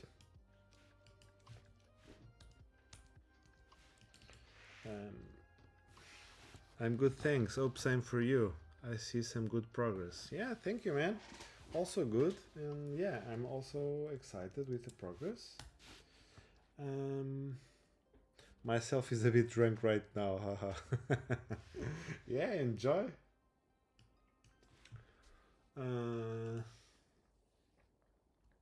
So, what now? What now? Oh, yeah, right. I want to run. So now it's going to be a little bit Laravel. The thing is done. But what I want is a way of running a long running command and see the output in real time, and also not get blocked by the 30 seconds timeout. I don't want to increase it because we never know how much time it's going to take. So yeah, that's what I wanted to do. Oh, and the spaces, they are just not there because there's not the, yeah, this is something I hate when the containers do it like so, but they have to be started as non-root. Okay, we have to always take care of that. So every template coming on Alfredo cannot start a container with root, ever. For that, there are many solutions out there already. Okay, what else? We want to touch alfredo.yaml. And if we now go, there's a space for my shop. Yeah. So this will be part of the deployment of the Docker Compose and such. Oh, finally. This is getting so cool. Okay, so the last boring piece is to run that long running processes. So we're already running Ansible commands. So this is cool. And we will grab a few to put there. What was the proxy we were running here? Traffic. Yeah. What proxy do you guys like? I'm thinking as a start so that it's so fast because I don't want to build a proxy management myself. Maybe with Caddy because it's so simple it seems, but and we can like send a JSON, we can configure it via API or something. I don't want to do the labels thing with traffic. It's too complex for people to do stuff. What I'm thinking is to start exactly with an Nginx proxy manager. And that's it. What I don't like about it is if I want to add a certificate from Cloudflare, I can't do it programmatically. Or at least I don't know a way still, but probably there should be. But the thing is, if we install, I don't know if you've ever ran this, but this will make it like, it's, we put this application to run and it gets done really quick. We can immediately start doing multi virtual hosts with SSL via Let's Encrypt or Cloudflare or your custom certificates. Okay, so let's go and make the other thing, which is OS layer. Oh yeah, also that Docker should be fixed. Yeah, but I'm excited. After we have the long-running processes, cleaning up is going to be really nice and easy. Just this last boring piece, running long-running processes. And I've done that. This will take lots of time. No idea, sorry, Zumuziano. Yeah. Oh, no problem. If you haven't ever used it, it's okay. And if you have like no ideas about reverse proxies, that's okay as well. Alfredo will have one and it will be very easy to use, no problem. That's for sure. Okay, so regarding Tasker Dev, we are going to have a long-running process, and that's done with a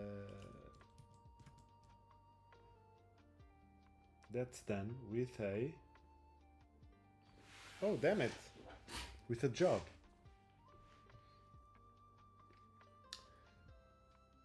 And that's it. This was something that I built while building Coolify or helping to port, and this is somewhat different already, and this would be to run a bash directly on the metal, so to speak.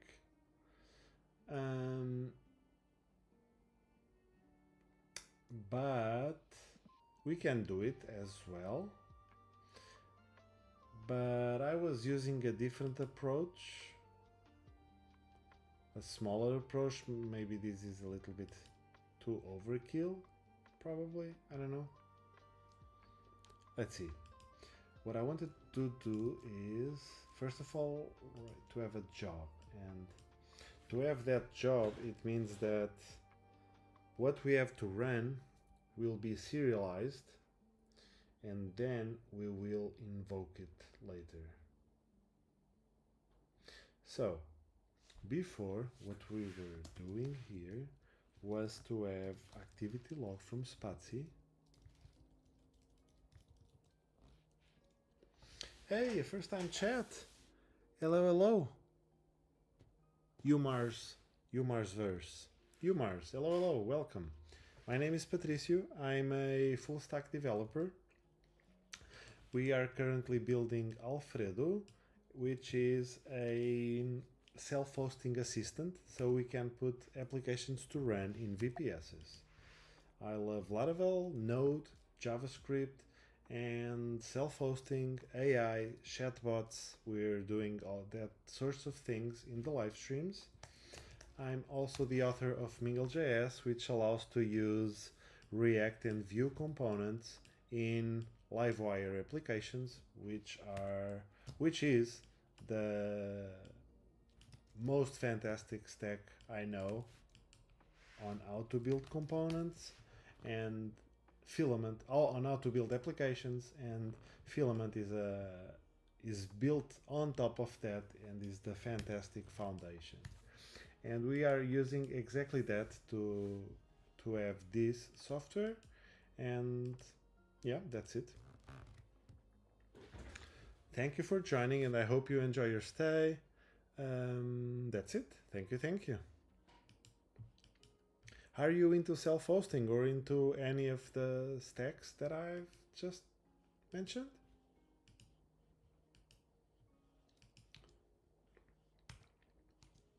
Okay, back.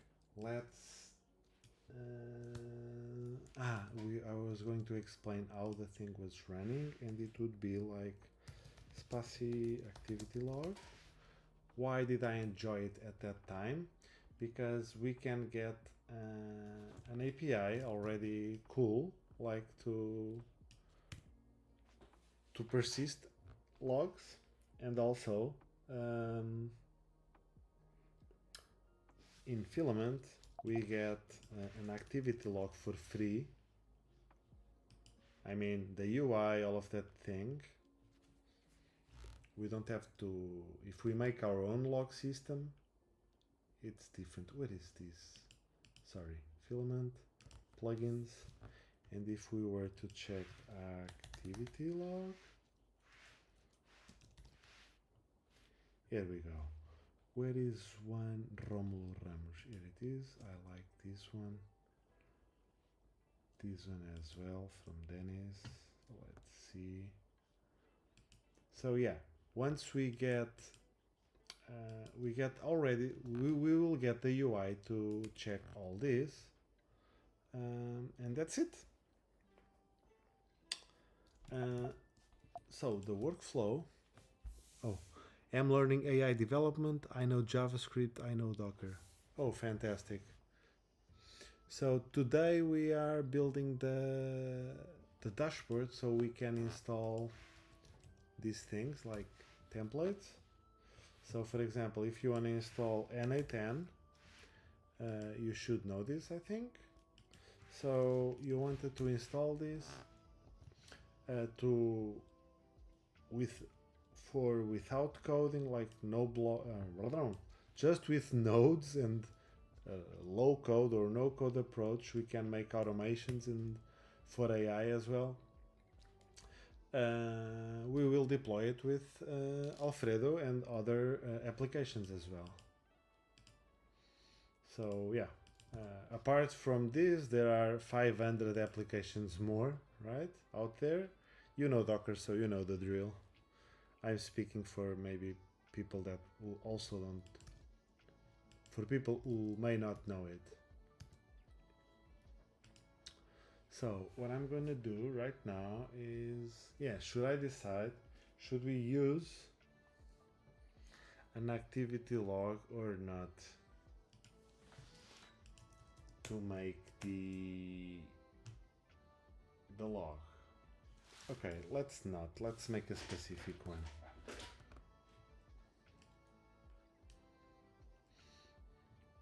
So before we had to serialize something. So run command on activity. No. So moment. So it was on the server model, if I'm not mistaken. Yeah. So on the server model. Oh, so there's a trait probably. Yeah, this patches server tasks. Where does it live? Oh, it was with a stack. Now it's deprecated even. Oh, this was so long time ago. So on a server, I could invoke run and give a task on an array of tasks. And based on this,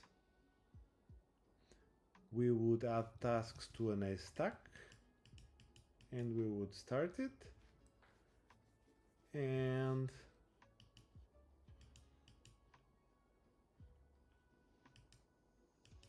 how was this? I'm not reminding. Set server, get job.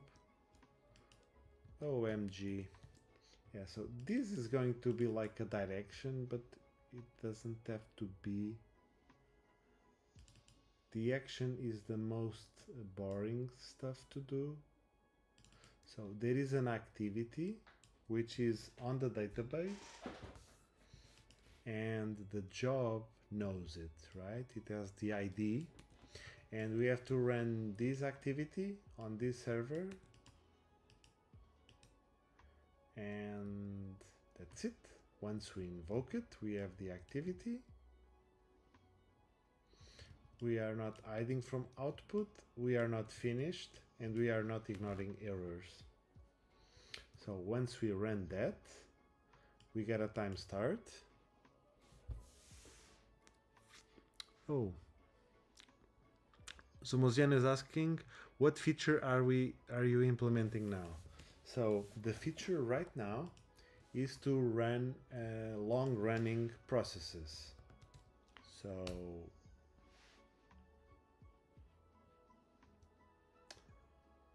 for example, Alfredo will give, say you want to install something, install an app, right? It will provision the files, maybe create some folders, maybe generate keys, etc., right? So that's one part. Then we will have to Docker pull when we are going to start. We have to Docker pull the images, we have to Docker start, or the compose up to bring the compose up. Better said, probably. Maybe we had some git clone to do. Maybe we had some Docker build as well. You know? Of course, I'm bringing the most complex scenario, but even if not on the most complex scenario, yeah, maybe I'll leave it here. So long running task.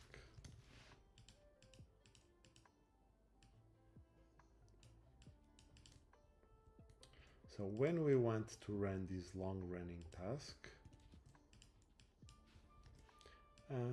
we will have this issue where this takes more than 30 seconds. So we have to have a way of running one command that might take 3 minutes, right? So that's what I want to implement right now.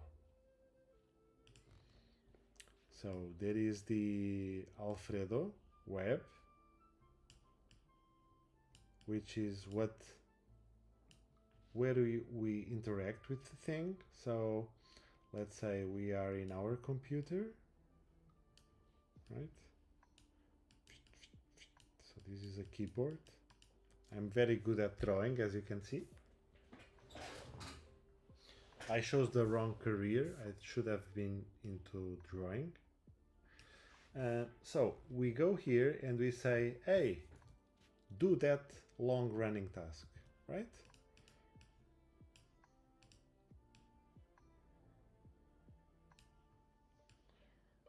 So the doodle doesn't have this thing. So maybe here we are saying do that complex task. Beautiful, full stack, front end, back end UI, 100%. Not sure if I. Oh, Zira. Maybe you are not even asking me. Very interesting. Some kind of QE to run multiple tasks without annoying timeouts. Oh, yeah, okay. Okay, so maybe. Wait. Let's check what Zyra is. Zyra? Umar's verse is working on it. So, Zyra? Not League of Legends, I guess. It's D. With the. Oh, it's not launched. And if it's a Discord Instagram software, it's fantastic news. OMG. But please, make it instant messaging, but make it with a good forum as well, because the one in Discord, it's just so lame. But it's so easy to use that everyone uses Discord, right? But we do need a good alternative, and it's just not easy to build a software that scales that much. So that's why alternatives don't come up so quick. A combination of Instagram and Discord, fantastic. But can you have something like a forum, like before? There's not now. There's NodeBB. Yeah, I think the license is not very cheap. Yeah, I don't know if this is self-hostable, but yeah, free trial. Yeah, I don't know, but I miss forums. We post something and we come back tomorrow to see if we have something. I don't enjoy so much this course because of the UI, but it's widely used right now, it seems. But I don't like it. I don't like it. So I really like the old forums. What was it called? PHPBB, V Bulletin. Yeah, there are different topics. You can. I don't know if it was this one. I don't remember.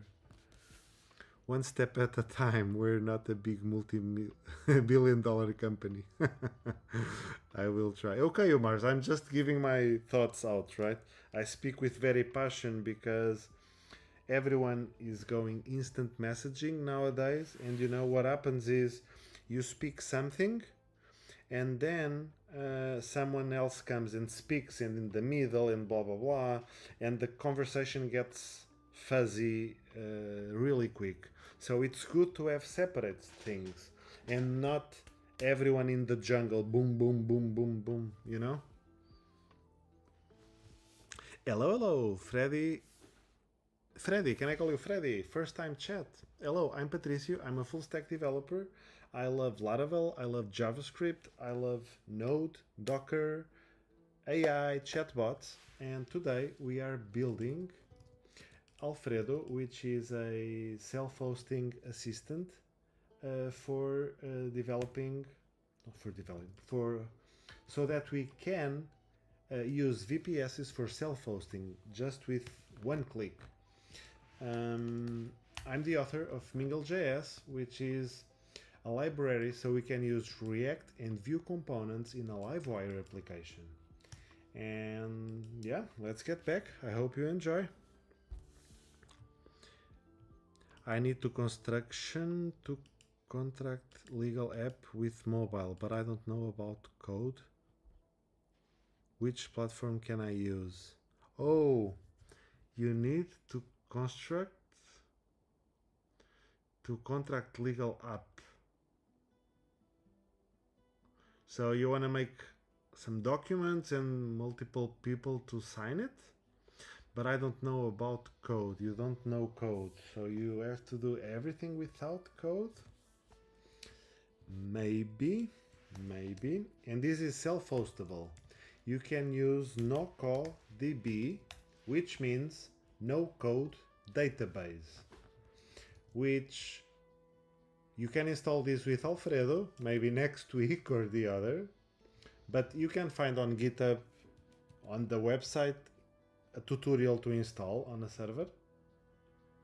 And maybe, I'm not sure of what you want to build, okay, but it's possible to make tables with data like Excel and the forms, you know,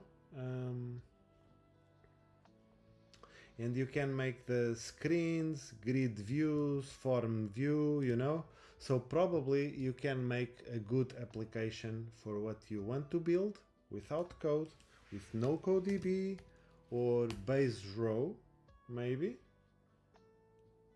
which is similar. It is an alternative. I don't know which one I would recommend, one above the other. I don't know. I am still to try this base row. So yeah, I would look at these two. Yeah, so that's why I'm using Elixir for real-time chat. Oh, that's the OG. Elixir, are you Phoenix or something? No problem, Freddy. I'm glad I can help. Real-time chat, but a few seconds old until the next chat comes in. A few seconds, whoa. But a few seconds old until the next chat comes in. I don't know if I got it, because Elixir is very scalable, right? And very performant, so it should be just fine. So Moziano, I got lost a little bit, sorry, I'm coming back to recoup the chat. Some kind of QE to run multiple tasks. Yes, so it's not only multiple, it's multiple and they have to run in the background, because yeah, they can take much time. Francisco is saying we could have a job batch with a chain of jobs that run on the queue. Yeah, we could. Exactly that. And Laravel already supports that. Queues. There's already batches. That's why that library from Sam Carey got deprecated. Yeah. So we could like make one task, then the other, and keep state in between. So that's exactly it. Yeah, we can use that.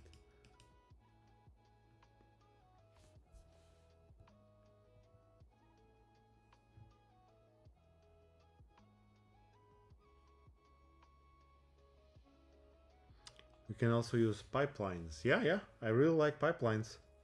Collections and pipelines for me are one of the best features in Laravel that I enjoy to use.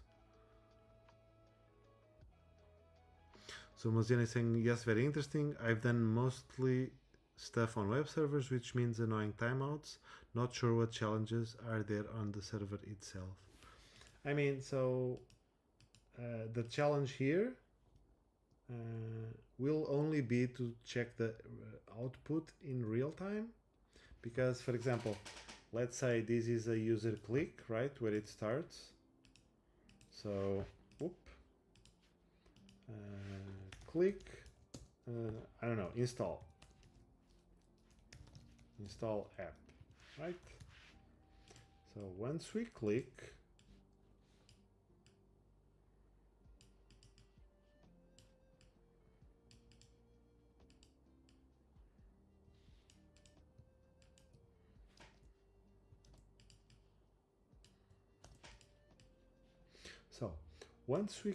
install app, the web goes, and now we have to run it in background and give the output to the computer. And I want to do this with polling. I don't want to manage WebSockets when this grows, because if this eventually will grow, I don't. Yeah, I just don't want to deal with WebSockets. At least not for now. There is no. It's not a chat. It's not real time. We just want to see the output while it's going, and I try to keep things as simple as possible. So, what are we going to do? We are, if nothing changes, of course, whoa, this is not very beautiful. So I'm trying to draw a database. A database icon.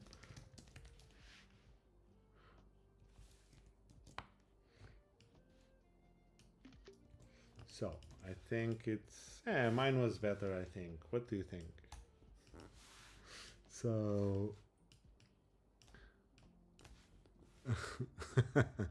yeah, and after it, of course, definitely. After each task is executed, we send a message with reverb so we can update the progress of the process on the front end. Oh, mate, you want to go reverb? Because what was I thinking? And what I've done before is, okay, so web, this, we want to install the app, right? Meaning,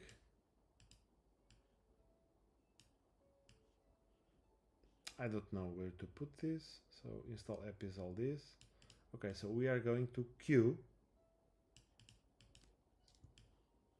Oops. Okay, maybe not the best.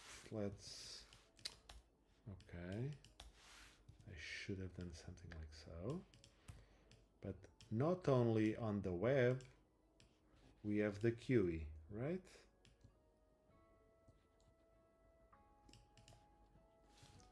So because we have the QE, you guessed it.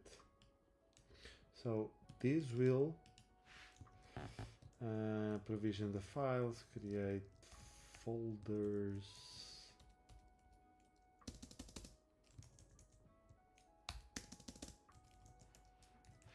Yeah, so because of this, so this is a job that will be ran on the QE. So meaning there will be a model, I think. It has to be, which represents the task to build, or the, yeah, so like the big task or the job, you know, it could be one, it could be multiples.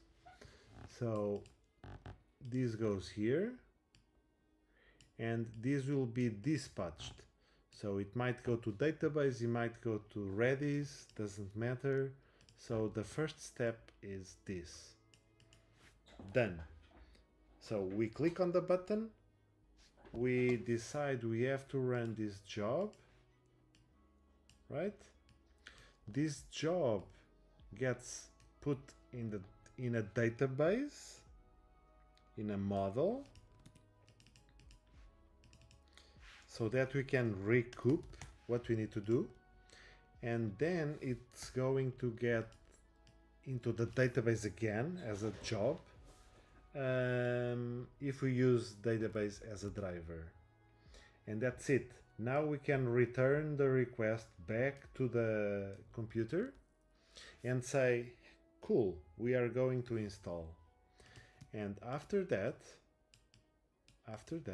the QE will be getting, let me find colors. The QE will now, so this is number 1. Can I find 7? Yeah. So this is 1. And now, as a second step, the QE is getting the job from the database, right? It gets the task model.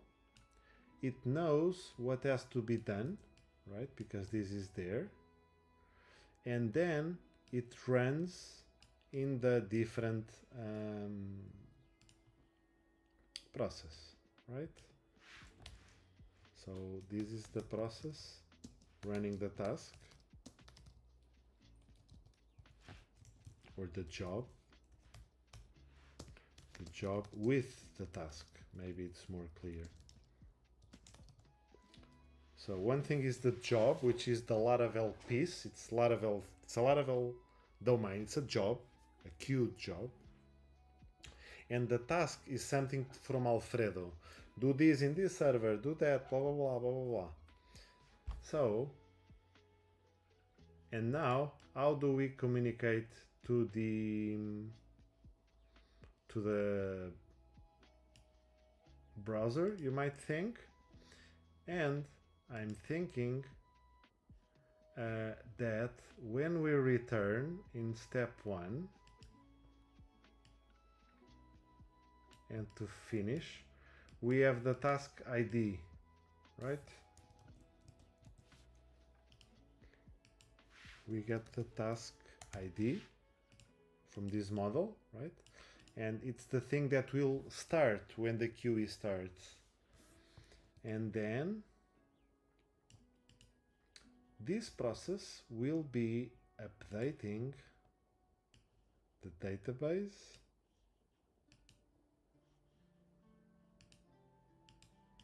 it will be updating as it runs. It will be updating with current output or steps. Hey, João Russo. Did I just find a fellow Portuguese? Yes, you did. I do not find many of us streaming on Twitch. Hello, hello. Boa noite, boa noite. How are you doing? But I do speak English because, yeah, we can reach more of the world out there, right?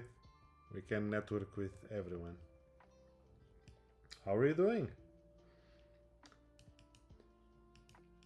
Oh yeah, sorry, first time chat. Welcome. My name is Patricio. I'm a full stack developer. I love Laravel. I love Docker, JavaScript, Node, AI, chatbots, and that's the kind of things we do around here. Right now we are building Alfredo, which is a self-hosting assistant, so we can install applications in VPSs with one click of a button and our custom Git apps. I'm the author of Mingle.js, which allows us to run React and Vue components in Livewire applications. And amongst other things, I hope you enjoy. So, getting back, this is getting a little bit confusing. Let's come from here. OMG, I want to get a second ball. Can I get a second ball in the middle? No. OMG.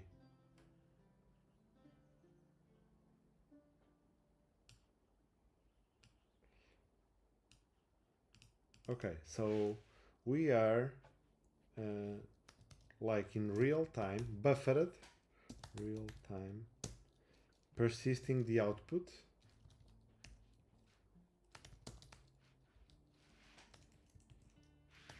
Right? And once the task finishes, it finishes, right? So this is step number 2, which starts a little bit after step number 1, which is the click install. And this is the finish. What's the, yeah, so finish.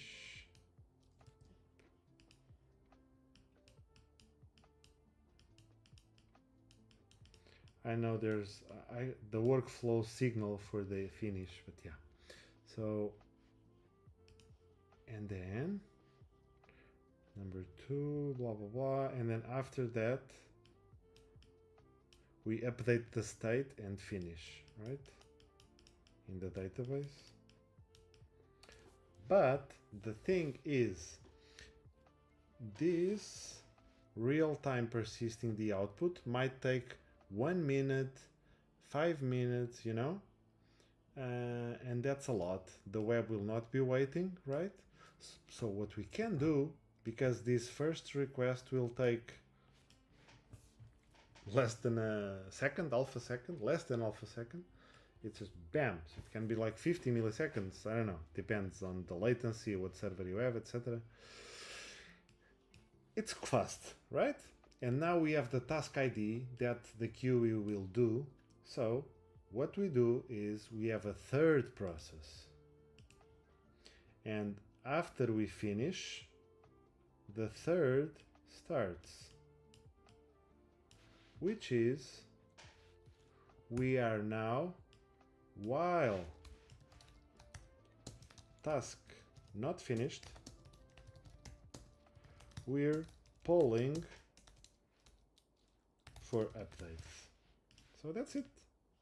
That's how, without WebSockets, we are gonna do it in a very scalable way without having to handle WebSockets at scale.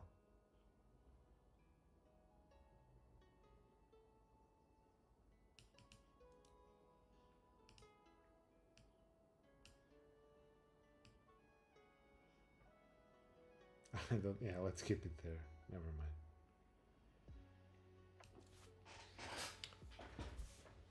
So, polling in intervals to get the result. Yes, Zamosiano. João Russo, no problem. Zamosiano, so polling in intervals to get the result. Yes. While the task is not finished, we are polling, but once it's finished, we stop polling. João Russo is saying, just check your LinkedIn profile. Fellow Ladians also. Ah, you're also from Lydia. Nice. The city that doesn't exist, right? Thank you for your good explanation. No problem, Zamosiano. This is for us to understand everything.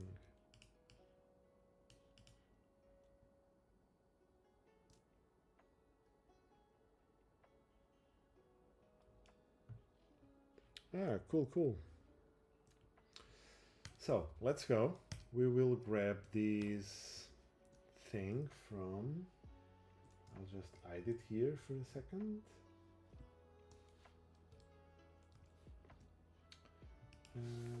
Oh, I'm out of water right now. Okay, let's see if we can do it really quick.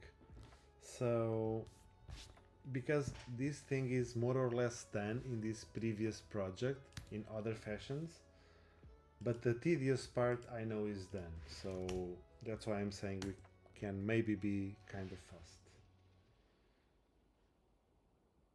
So what are we gonna do? We are going to do right. We have to make our task or the what task and activity log. Yeah, let's make a task. So artisan make model task minus migration. And the seeder, no, migration is enough. Oh, right, so I need to use PHP.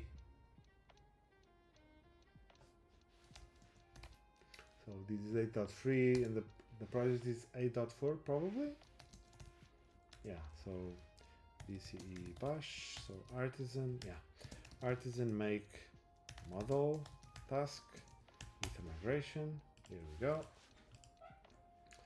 And here we go. So database migrations. That's it. I'm gonna go and ask AI what should I use this. So this migration is to this model is for a model task which stores everything needed to to manage the running of a process in a QE, of a system process in a QE. Let's say bash in a QE. We need to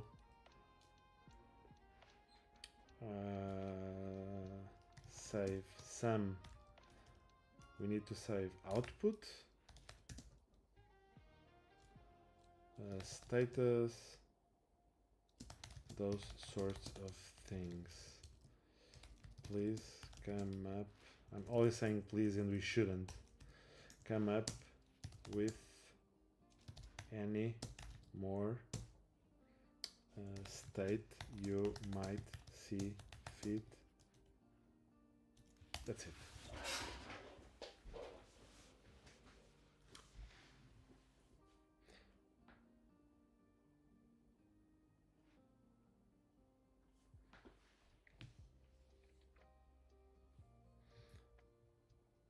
Yeah, okay, so, what queue is going, what priority, whoa, that's so much. Soft deletes, not needed as well.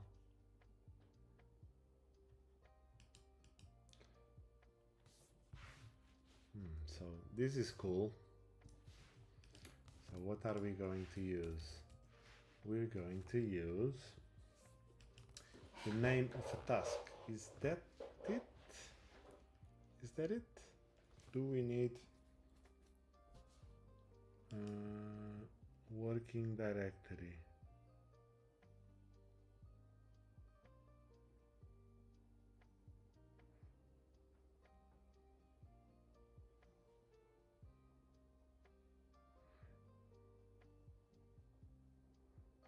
Task, okay, execution details, output. Yeah, let's copy it all and let's see.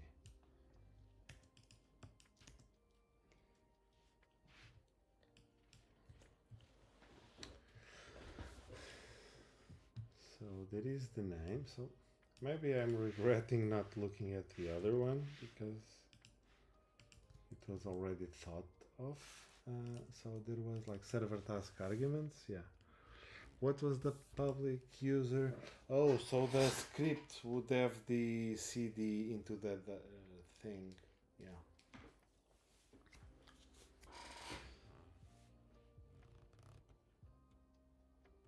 So we do need the name. I don't know if we need. The command is the thing we have to run. Okay, that's fair. Working directory. Okay. Status, it's already one. Yeah. So we need to then to have a task status on an enum. Exit code. Okay. Started that. Finish that. Yes. Timestamp. Wouldn't we rather have a date time?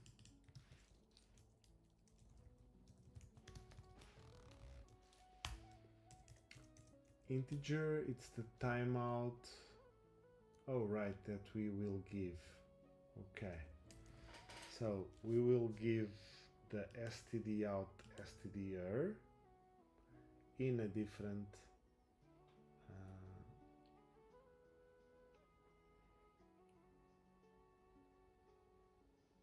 okay.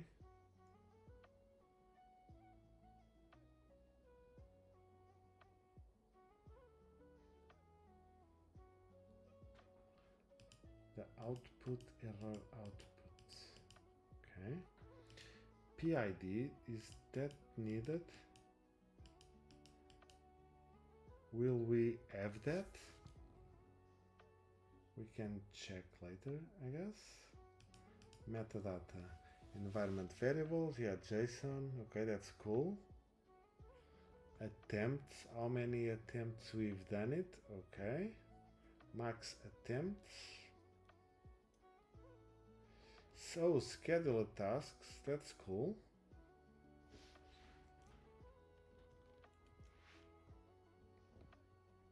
Sorry, so timestamp. Date time.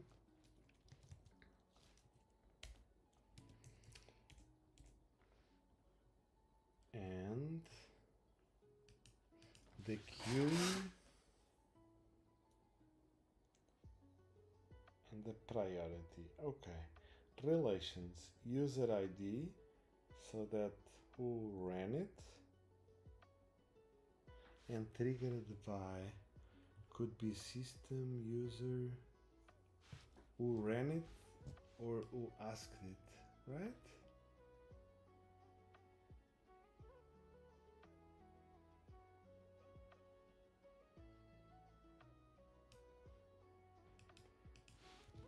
What's the difference between user ID and triggered by? The same, no?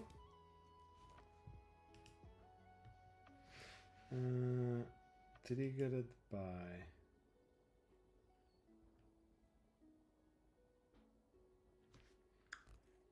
It has an ID or not?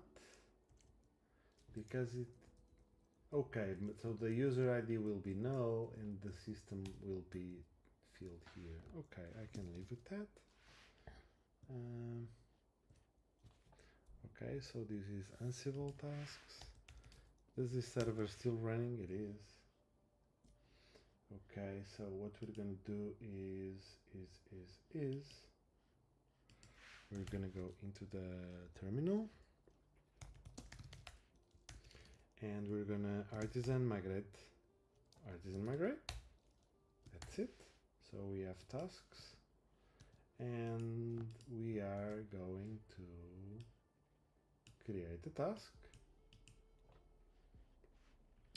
So if we want to run something, we are going to make a terminal, make command, test, long task runner, task tunner, task runner. Okay, so if we were to artisan app test task, we can run it. So test the task runner, and we are gonna say this info testing task runner, and we should, and we see we are good to go. People, say something. I don't know if you're enjoying or not. I need to know what's up in your minds as well. What are you doing? Working, lurking, just enjoying the flow? Oh, cool. Nice to know that you are enjoying. That's more enjoyable to do. Turns this task into more enjoyable. Okay, so what we're gonna do is I'll ask AI to give me a task.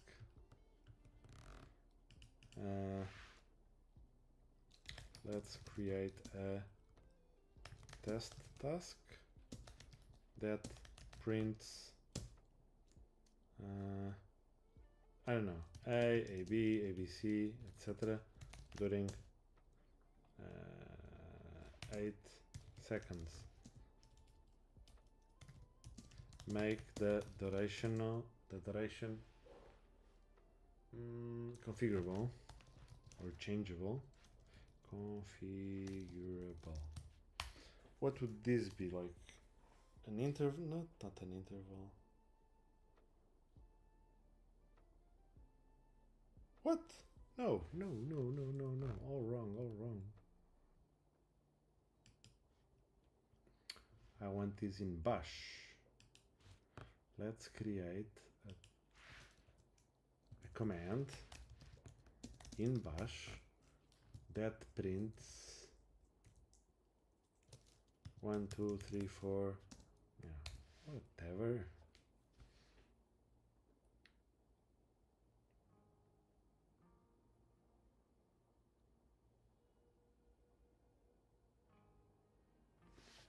Yeah, I don't care about precise timing.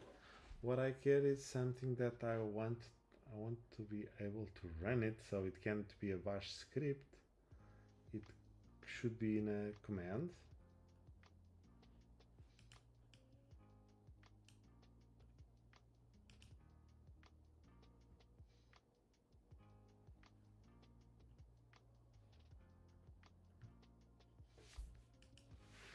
I need to run it from a PHP Laravel process facade.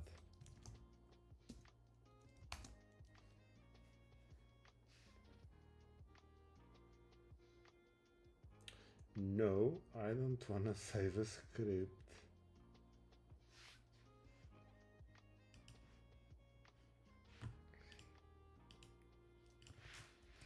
I don't want to have to save a file.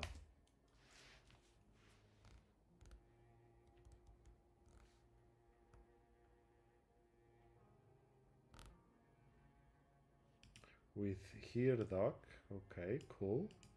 Bash -c script, fantastic. 5 and 1, what is this 5 and 1? Oh, it's the duration and the interval. Okay. So this is cool. You can also wrap this in a class. The counter process.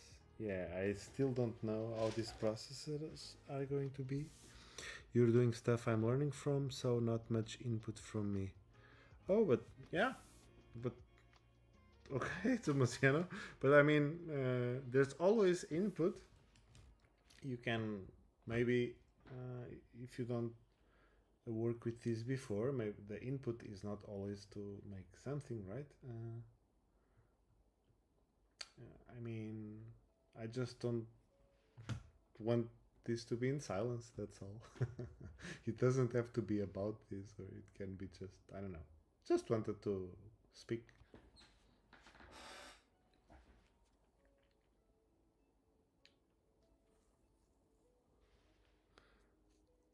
Yes, but I just made you draw for 10 minutes. Oh, no worries. That drawing will be for something in the future. Which reminds me, I have to use other software to keep that, or I have to download it to the file. And I could with VS Code. There's an extension for Excalidraw, so I probably should. What do I want? I want to test this. What do I want to test? I want to test running this, yes. Okay, and I guess we can just use it all. Let's format the code. Why is it unformatted? Import class with a facades process. Why is it that these comments aren't coming into place automatically? I don't understand. Process exit code. Signal? Signal. No, signal is two signals, so exit. Whoa.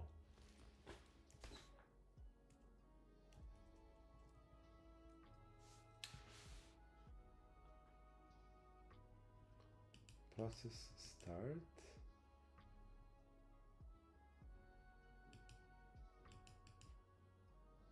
It's an invoked process. And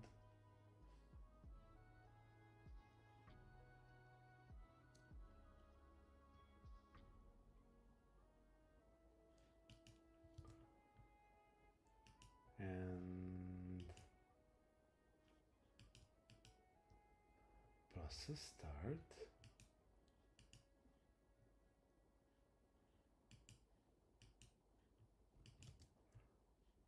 How do I know when it's finished?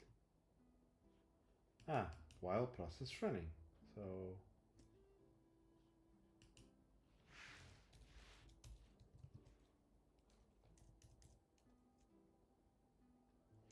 latest ID.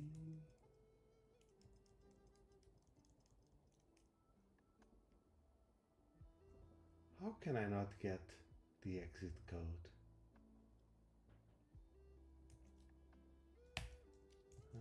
Stop. And will this return?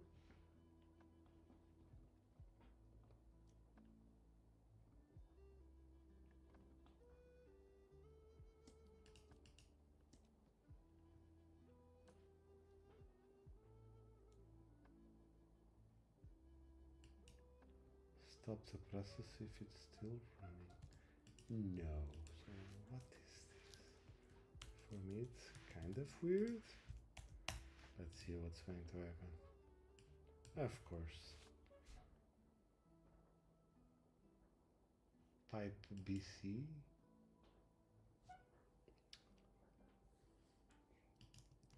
Yeah, never mind. So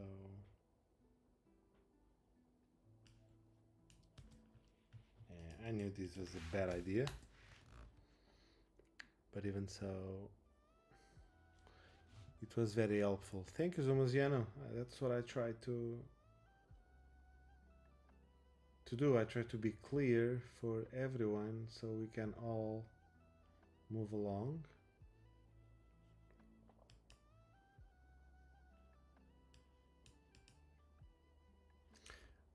I don't want this to be so sophisticated, come on. I just want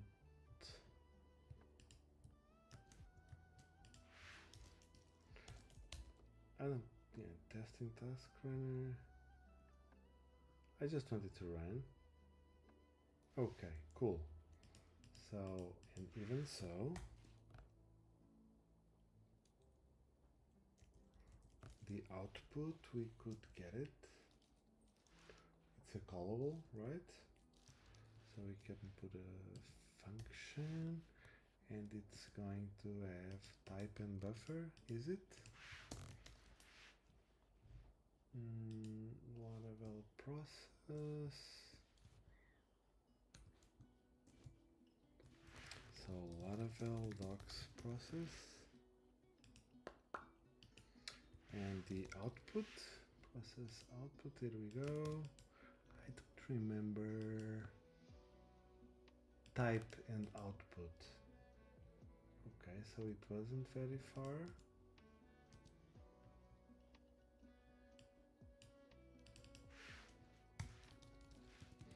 And let's this line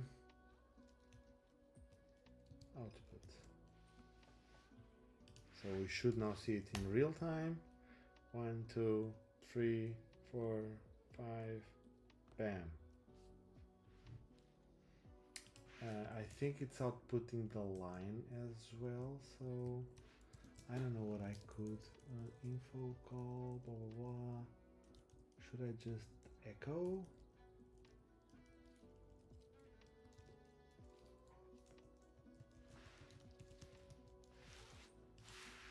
Let me check. Yeah, here we go. 2, 3, 4, 5, blah blah blah. So yeah, this is something we can do, and if we wanted to take 10 seconds, or no, count to 10, right?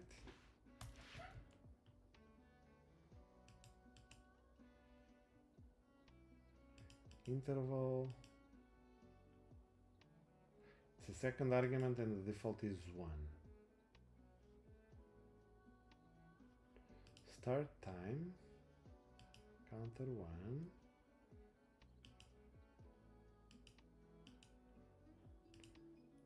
Elapse greater than duration. Duration is the seconds, okay. So for 10 seconds, and we output every 1 second. Okay. 72, 103, 104, 105. Okay, so this is already simulating that we are building something or running something for 10 seconds, and that should be enough to run it on the QE. So we now want to dispatch a new task on a server. Task server, is it oh, it has the guarded server task. Okay, we have some casts we have to do. So the my create tasks table.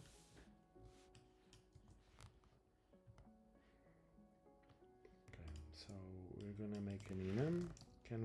Do we have it already? Yeah. So we have the task status. Whoa! I did problems. Status, task status, and it's a backed enum by a string. Okay, cool. And we also implement the filament as label. Here we go. So we are going to make cases for this. Pending, running, completed, failed, timeout.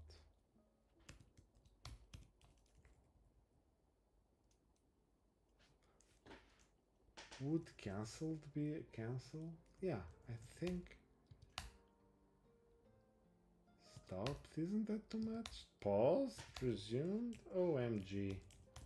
No, pending, it's waiting in line. Waiting for the queue to get it. Running, it's running, completed or failed. So the failed, there was an error. Timeout is a different. Okay. Cancel. The user might have just stopped it. Okay. So right now we want to perfect the labels, which could be translations in the future.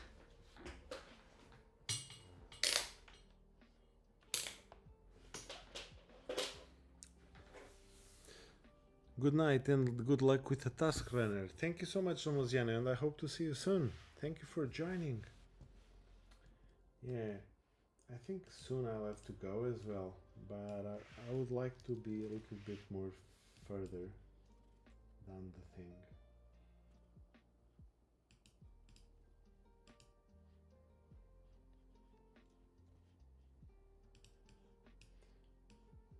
And what about the rest of the folks? What are you doing? What are you enjoying? Are you enjoying or not? Yes or no? Let me know. Come on.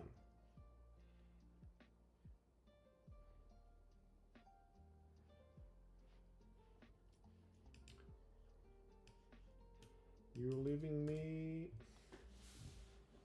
blind. Of course. Bye bye. Bye bye, Zamuziana. Have a great one.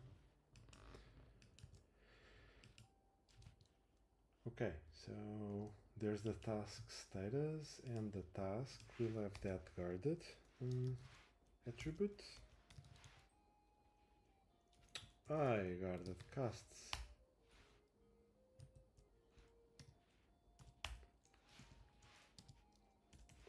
So the status, was it status? Where is the migration? Here it is. Yeah. So it's not. So the default could be pending. Yeah. Task status. Pending. Value. Okay. Fantastic.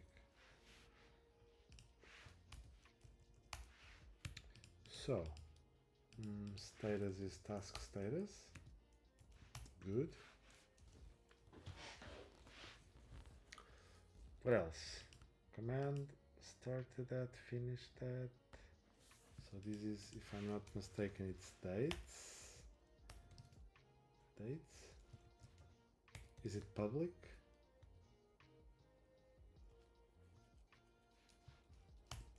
Is it here? Date time. Probably, yeah. So started that, finished that, scheduled for. Cool. Environment variables as a JSON, metadata as a JSON, output as a JSON,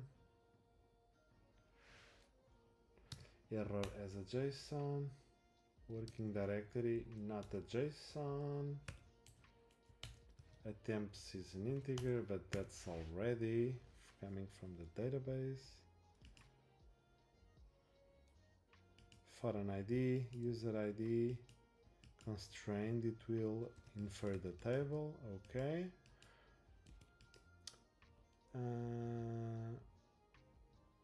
Null and delete. Okay. Francisco Barrente is enjoying. Cool. So what we want to do is, yeah. So this task is a single task. It could be that we want to do 3 tasks, so that would be a chain of 3 jobs, each one with a task. So I think we're good. So this bash is our command we want to run.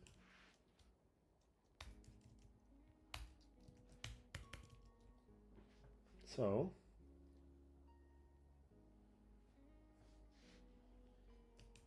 bash -c script bash. I don't understand this third argument. $1, $2, 10 and 1. Bash minus command script. Yeah, I don't know. We'll understand it later. What we want to do is to test our task runner, and for that we cannot run this. For that we are going to dispatch a task, right?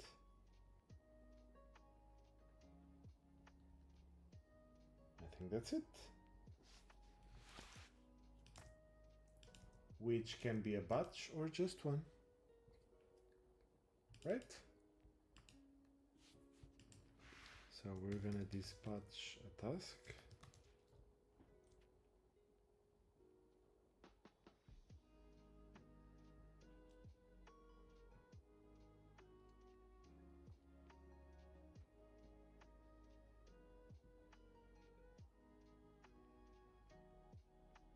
Or should we do it like inline? I don't know.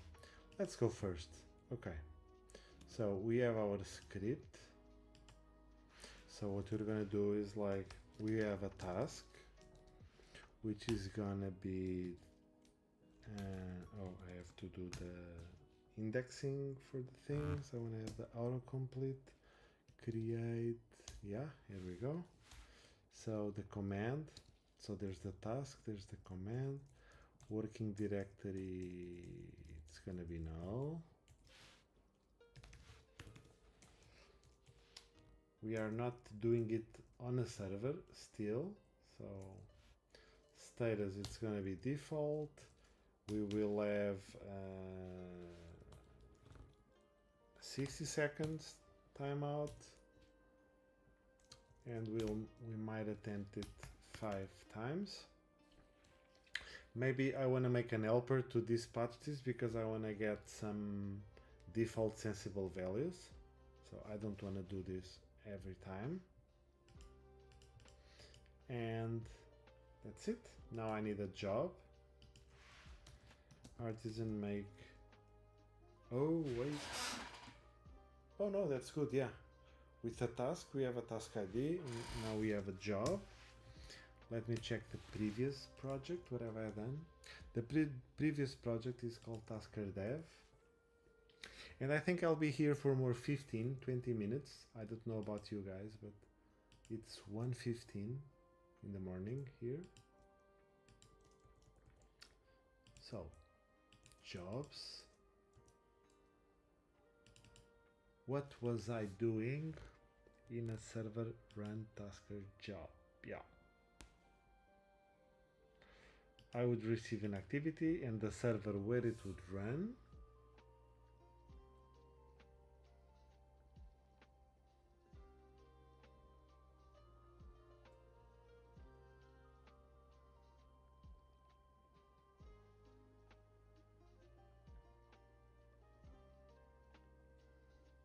Yeah, okay. So artisan make job, so run a task, right? This is a server task, right?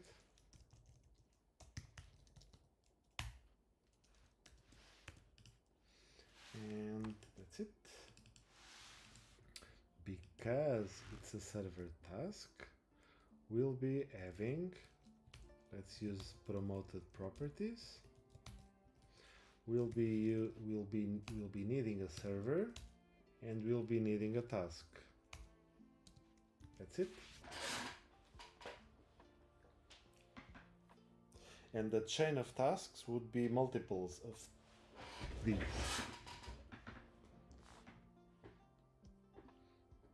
So this is the thing I want to serialize in the database. Yeah, should queue, okay, seems fine. Maybe I'm forgetting something, but I think no. So what we should immediately do is the task status is running.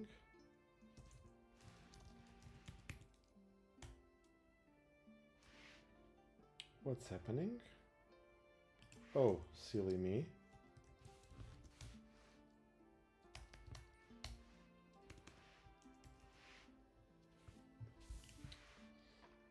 I don't know if I'm like, maybe I'll make an action, run server task.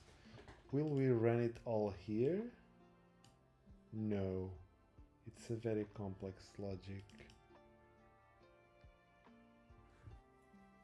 Run command on activity, yeah.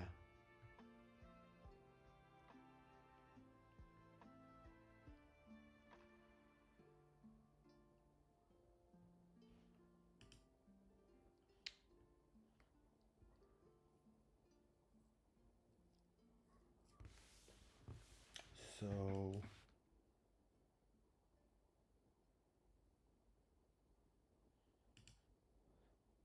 the task is running because it got out of the QE, right? So it started. For the good or for the bad, it started. And now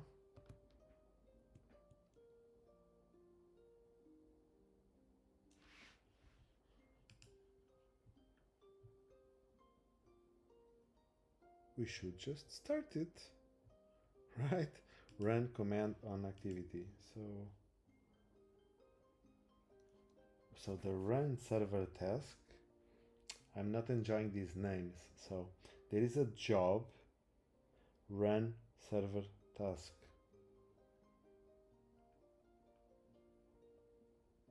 Should I use the suffix job? Sometimes I always have, yeah, I think so.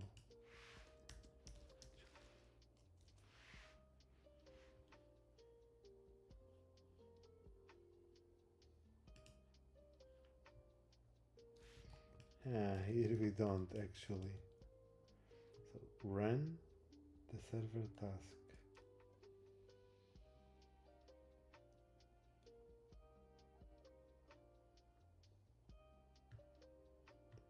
Run the server task. Yeah. Okay, I need AI. Let's get into names. API for class names.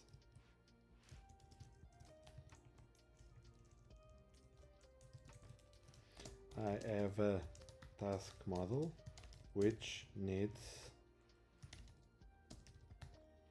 to be processed in a QE. I want to have a file for the job and a class for the job and another for the class that actually processes the task. The names are getting clearer. Let's make a list of name possibilities for both. Oh, I always use suffixes. Run server task job. So run server task job or server task job. Because run server task job, it feels that it's also, so the problem is not the suffix, is run server task. It means like that's the action which is running it, so it would not delegate to anything else. Process run a serve task, it's better.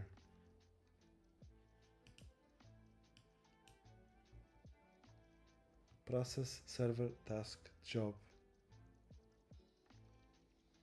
Process run yeah, process server task. Is the model is just task. OMG.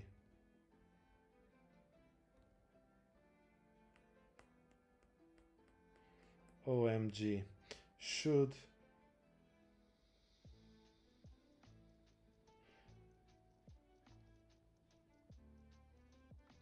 yeah, because this task will be run on a server.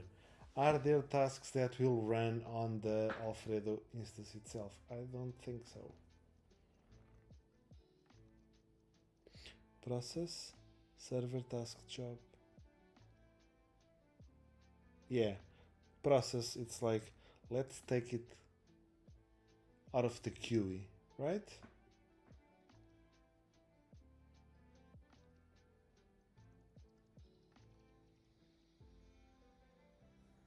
Yeah, process server task job. I like it. Copy pasting. Here we go. Refactor. Process a server task job. Server task job. That's what it is. And now we are going to run the task, to handle the task, right? Task handler, not processor, because then it process, then my mind will go crazy. And I think everyone's, right? Task executor, business processor. Oh my god, no. That's so much. Handler. That's it. Or handle task. I always have this thing with names. I spend a lot of time thinking about names. Oh, same. Yeah.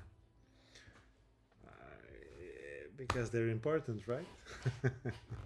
They are important.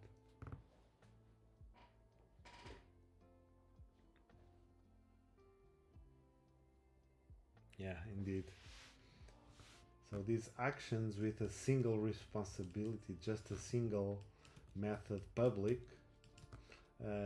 because of that reason, I think I'm thinking of handle task, right? Or task handler handle. Yeah, but I think it's here is okay. It's not so difficult. Task handler handle or handle task handler. Yeah. Check connect. It's not imperative. Task handler. Is it run task? Is it run server task?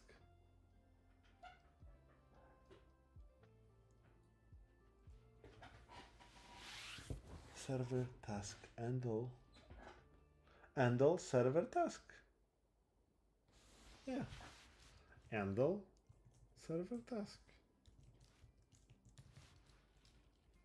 Handle. OMG. Execute. Execute server task with a single public method handle. That's it. There's a server, don't know if void, and there's a task. That's it. So handle server task, I think like that. Execute is also great. Handle server task. Yeah, I was thinking execute is also great. Don't you like process? Oh, I'm so... No, execute is also great. Yeah, exactly. Execute. Oh, thank you. Yeah, because then we are going to invoke on this object dash handle. You could also use invocables, but right now the default is handle, so I also don't like to have... I just like it to be consistent across the project. So that's something, and for sometimes, like having a class and invoke on the object, I got used to it, but I understand why people may not like it.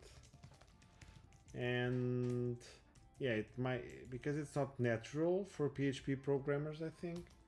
So people might run into issues with that, and because of that reason I started to fall back to using handle like before as well. So our process should we this task status running, or I guess we should. Yeah, now we have to save in 2 lines. We could use update, but we'll update use the... Can we use attributes? Oh, we can. So I guess we don't... the cast will be done for us, right? Anyway. So, is there a start to that? Shouldn't. Oh, there is.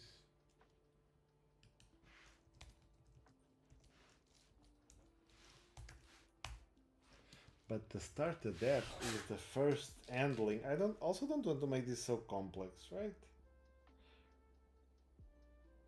Because if it failed, and so if a task goes to run 3 times, I don't want to know those 3 times, or do I? I don't know. Damn. I guess we'll know because the task is always the same. It's going to be repeated, so yeah, it's going to be repeated. So we have to, when it gets repeated, we either keep it or not.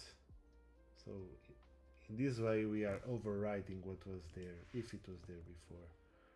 I think that's okay. So we immediately update it, we run it. So I guess we can use method injection here. So execute server task, and we are going to execute server test handle, and perfect, like so. Beautiful, beautiful. And we need the result.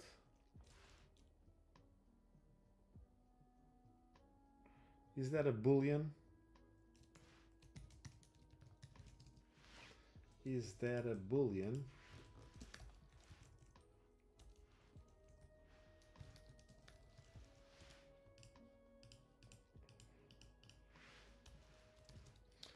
If is success. Okay, if not is a success. I'm gonna go with early return.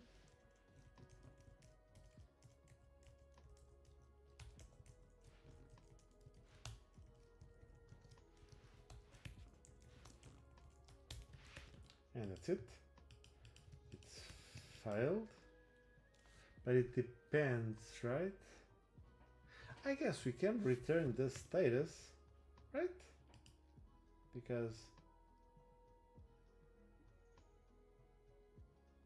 the status itself, we can return an enum.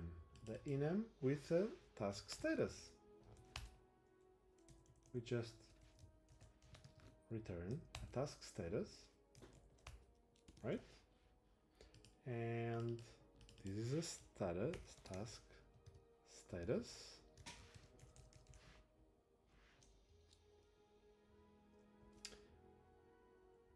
and which are the ones successful.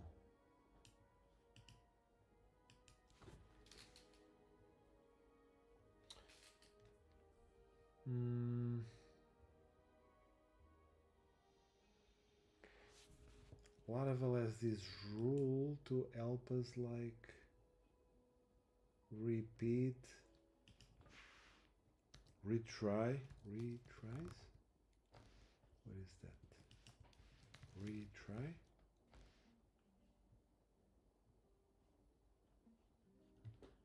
Keep jobs unique until processing begins.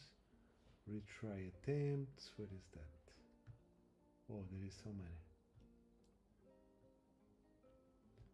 Retry. No, not that. Retry.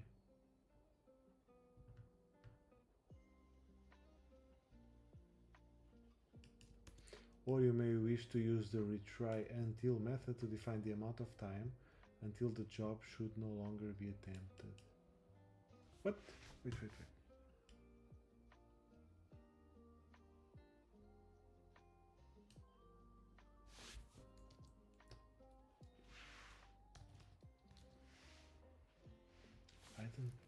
It doesn't seem like so. Throttling exceptions. Yeah, because we don't want to try until with time, we want with amount of, yeah, max attempts, exactly.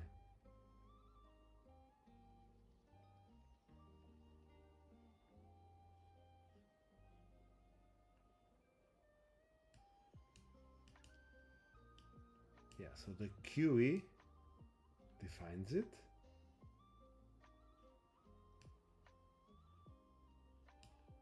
Tries.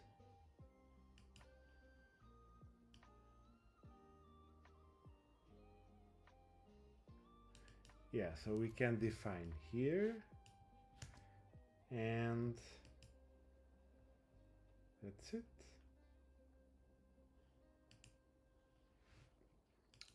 If we want, but no, this isn't an overkill, right?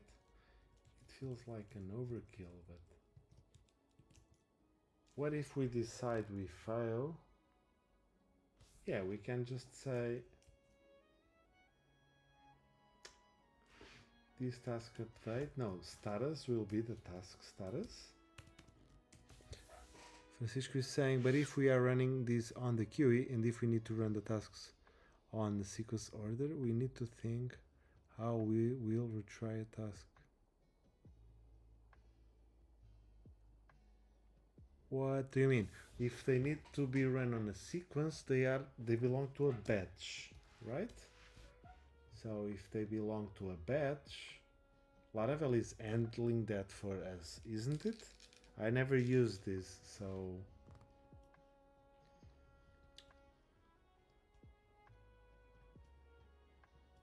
I would be expecting, I mean, attempts, these are the ones that Laravel is handling this for us, right? So we don't need to dynamically set, we don't need to do this, right? We could, at best, we could use the tries.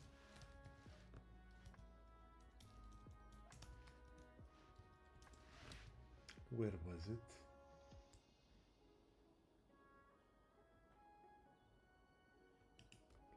Oh, public tries.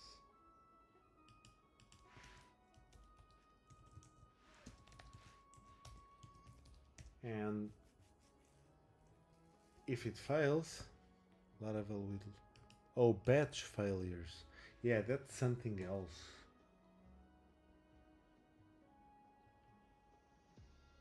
When a job within a batch fails, Laravel will automatically mark the batch as cancelled.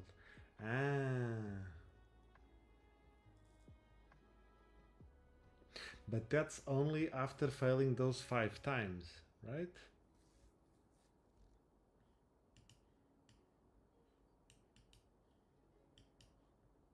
think that's it. So I think we're good, aren't we? Yeah. So only after these 5. So I'm thinking, which are the ones that made it fail? It's failed and timeout, right? Cancelled, it did not fail. If for some reason the user cancels,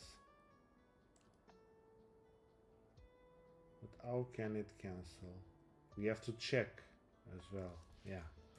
But that's not a failure, right? A failure is failed or timeout. So, if okay, let's use an array. Task status.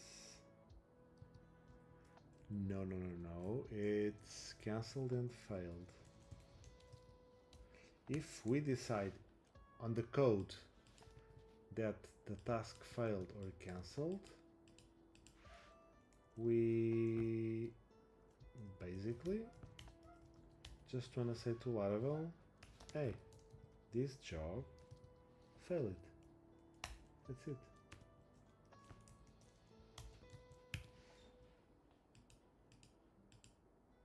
And then after 5 times the batch will fail. And I think if we are running them on chain, only after the job is run successfully, the next job is run. Yes, that's exactly what we want. Good.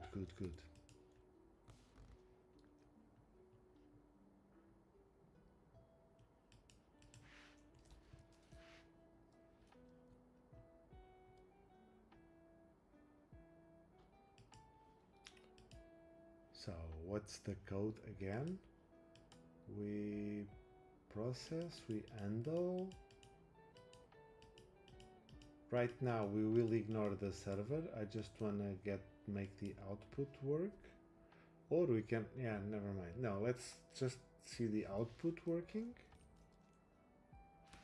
So what was the, yeah, because it's 1:36, right? How are you on time, Francisca?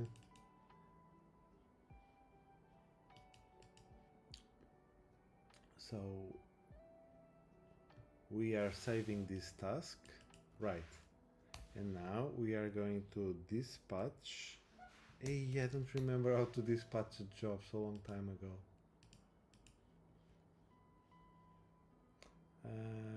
Queues, creating, dispatching jobs. Before I was dispatching queues, closures a lot. Oh yeah, colon dispatch.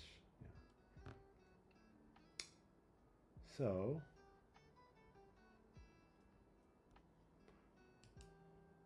job chaining, yeah.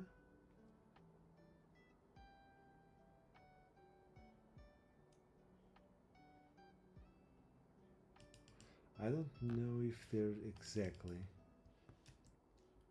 I don't know if this is output already. Yeah, no, already exists. Okay, fantastic.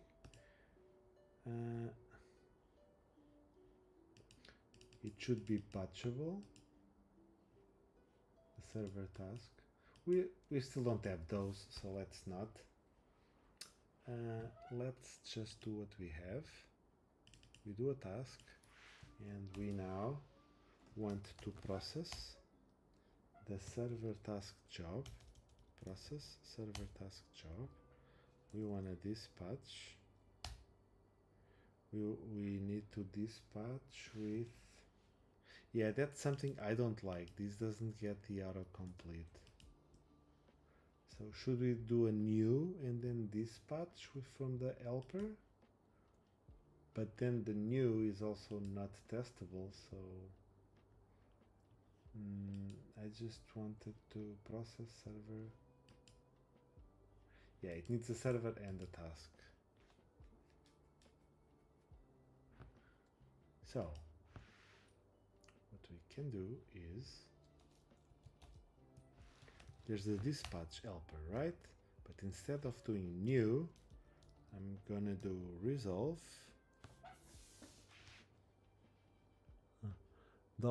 $use dispatchable server and task. Oh, we need to use dispatchable? Really? Dispatchable. Event bus, right? Foundation bus.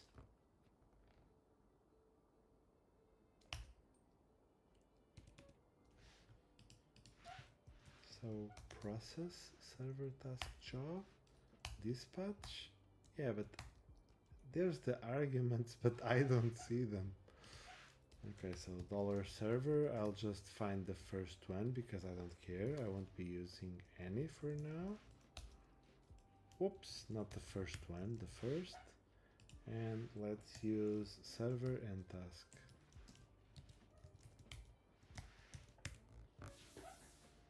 No auto completion. Yeah, right, exactly. So that's why I was looking for something different. New would have, but I don't like to use new. Although, I don't know, but I don't like. So I was going to use like resolve and make that thing, make that process.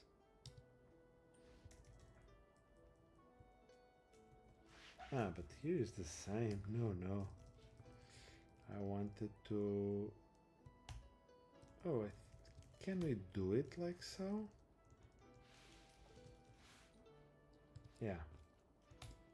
Exactly. Yeah, I like the magic. Okay. But it's too magic. Okay, so if all goes well,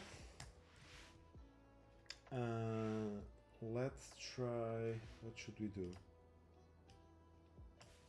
Artisan QE monitor, is it?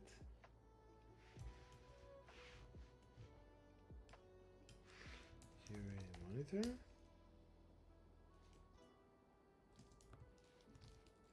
Is it default?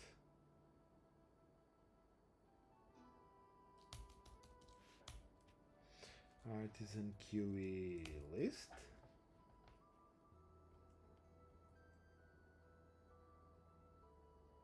I mean, I could stop the container and run it. I could just stop having it on a container.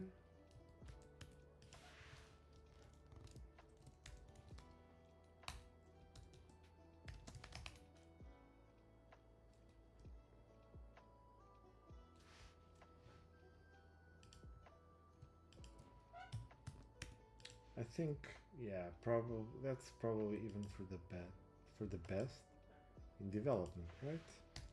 So dc up-d, and now dc bash, and now php artisan QE listen. Yeah, so the monitor would have been default. Yeah. Okay, so the iTerm, is outside. This is still connected to the server. Maybe I should delete the server. Etzner, where are you?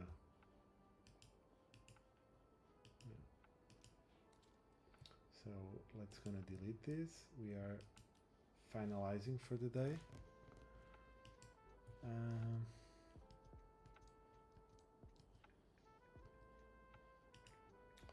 What we're gonna do is dc artisan app test. What was it? QE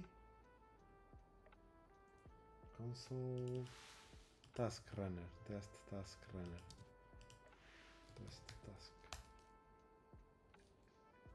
dc artisan. Okay, testing task runner, QE started.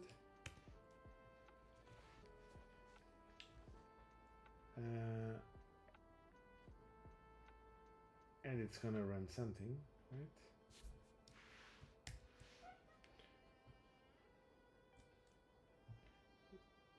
Oh, and it's done. It was fast, right?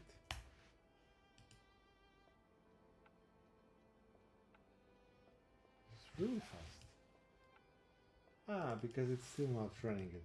Silly, yeah. Okay, so let's ignore the server.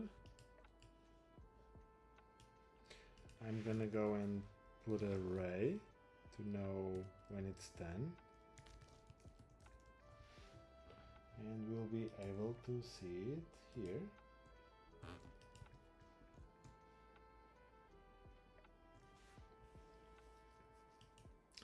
And what else? We are going to process that thing here.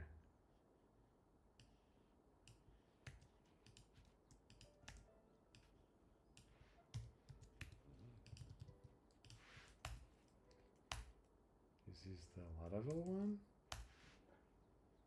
and the script lives in, okay, let's do it here, and it's the task command. I still have to check what is this bash doing here, but let's not stress much about it. Yeah, we should set timeout, the task timeout.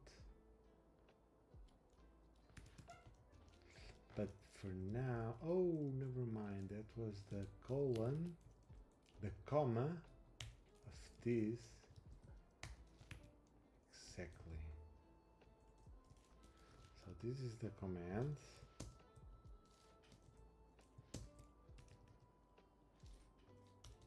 Isn't this the command? What is it called? Command.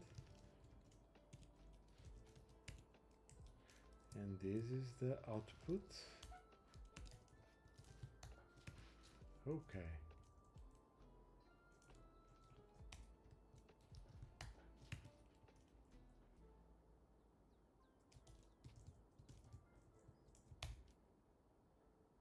We don't even need to output it now because it's running in the QE. But okay, never mind.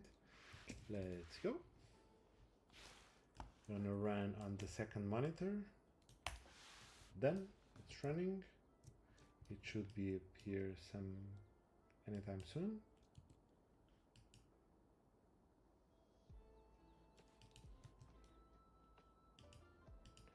And why doesn't it appear? Oh, we see done. Okay, I'm clicking again. Let me clean. 1, 2, 3, click. Running. Here you see. It's outputting. And it output again. Yeah, this was running on this process, so this way we see it. It's not running under the hood. So that write done was unnecessary. We can see it. What else? So we see it. So we now want to update it. We want it to update the task. So this is where we will bring the rest of the components. So the task runner, it's good.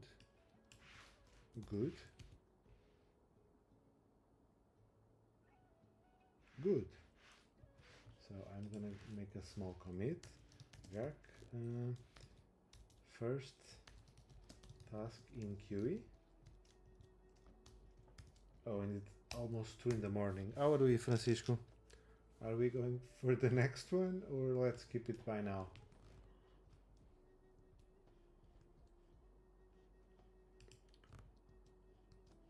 The next is, I already have this class which does this, that we will change some things, right?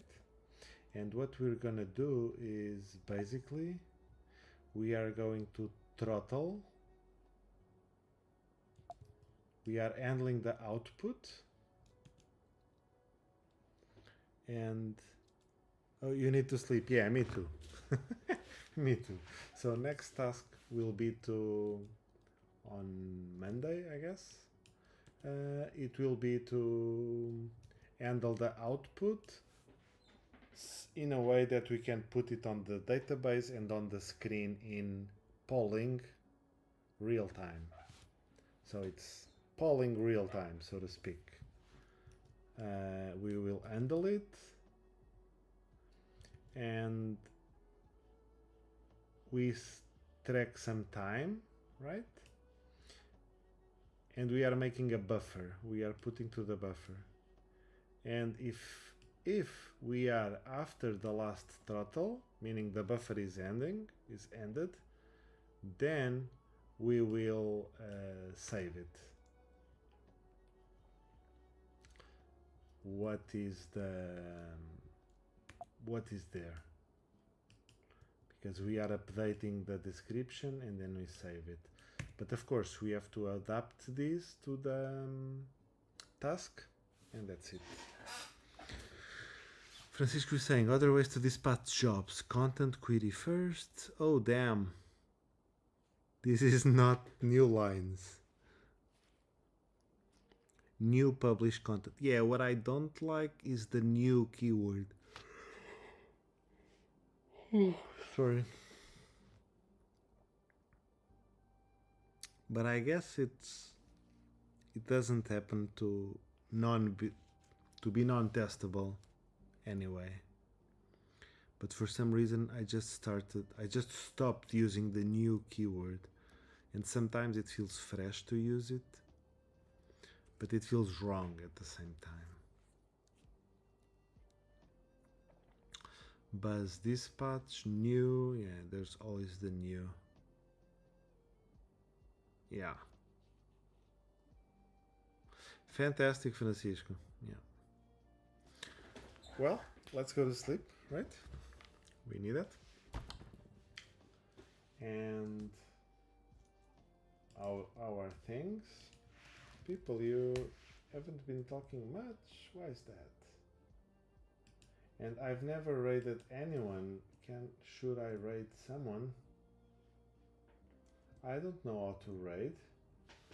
Yeah, you're going to. Yeah. Thank you, Francisco. I'll see you soon, I think, and everyone else. If you are still there, let me know.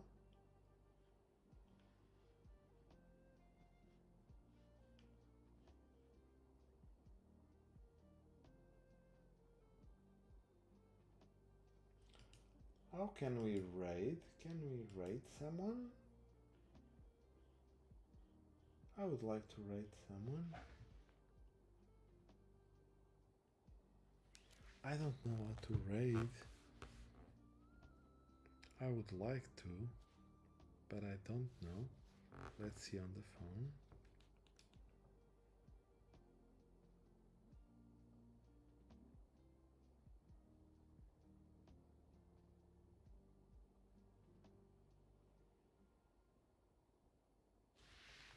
How can I raid someone? Twitch, raid another streamer.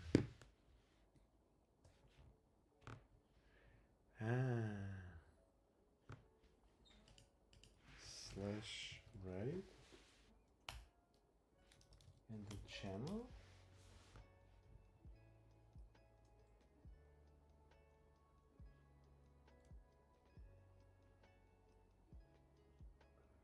So who should we raid? No one's streaming Friday evening. Oh no. Guys, I want to thank you, everyone who has been here on the live stream and also on the after the fact.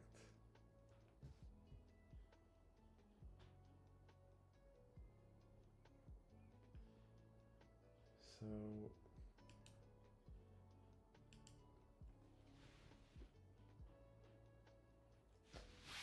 some React programming, what are we looking for? I don't know this person,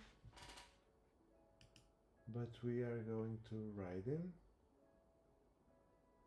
He's doing some React programming.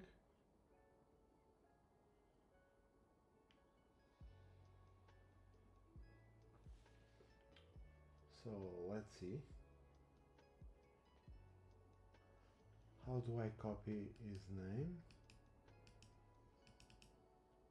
dev Rogerinho and let's, okay, can I /raid dev Rogerinho?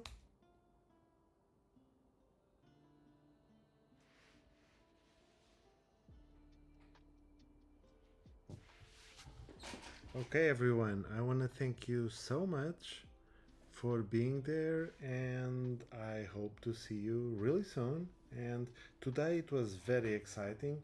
We had already Alfredo to deploy a real application in a real server, so we are almost like using it. It will not be perfect, it will not be super beautiful, but we will be using it really soon, and that's fantastic. I want to thank you, everyone. I'll see you really soon. Thank you so much. Bye bye. And we are going to raid now Dev Rogerinho. See you guys. Thank you.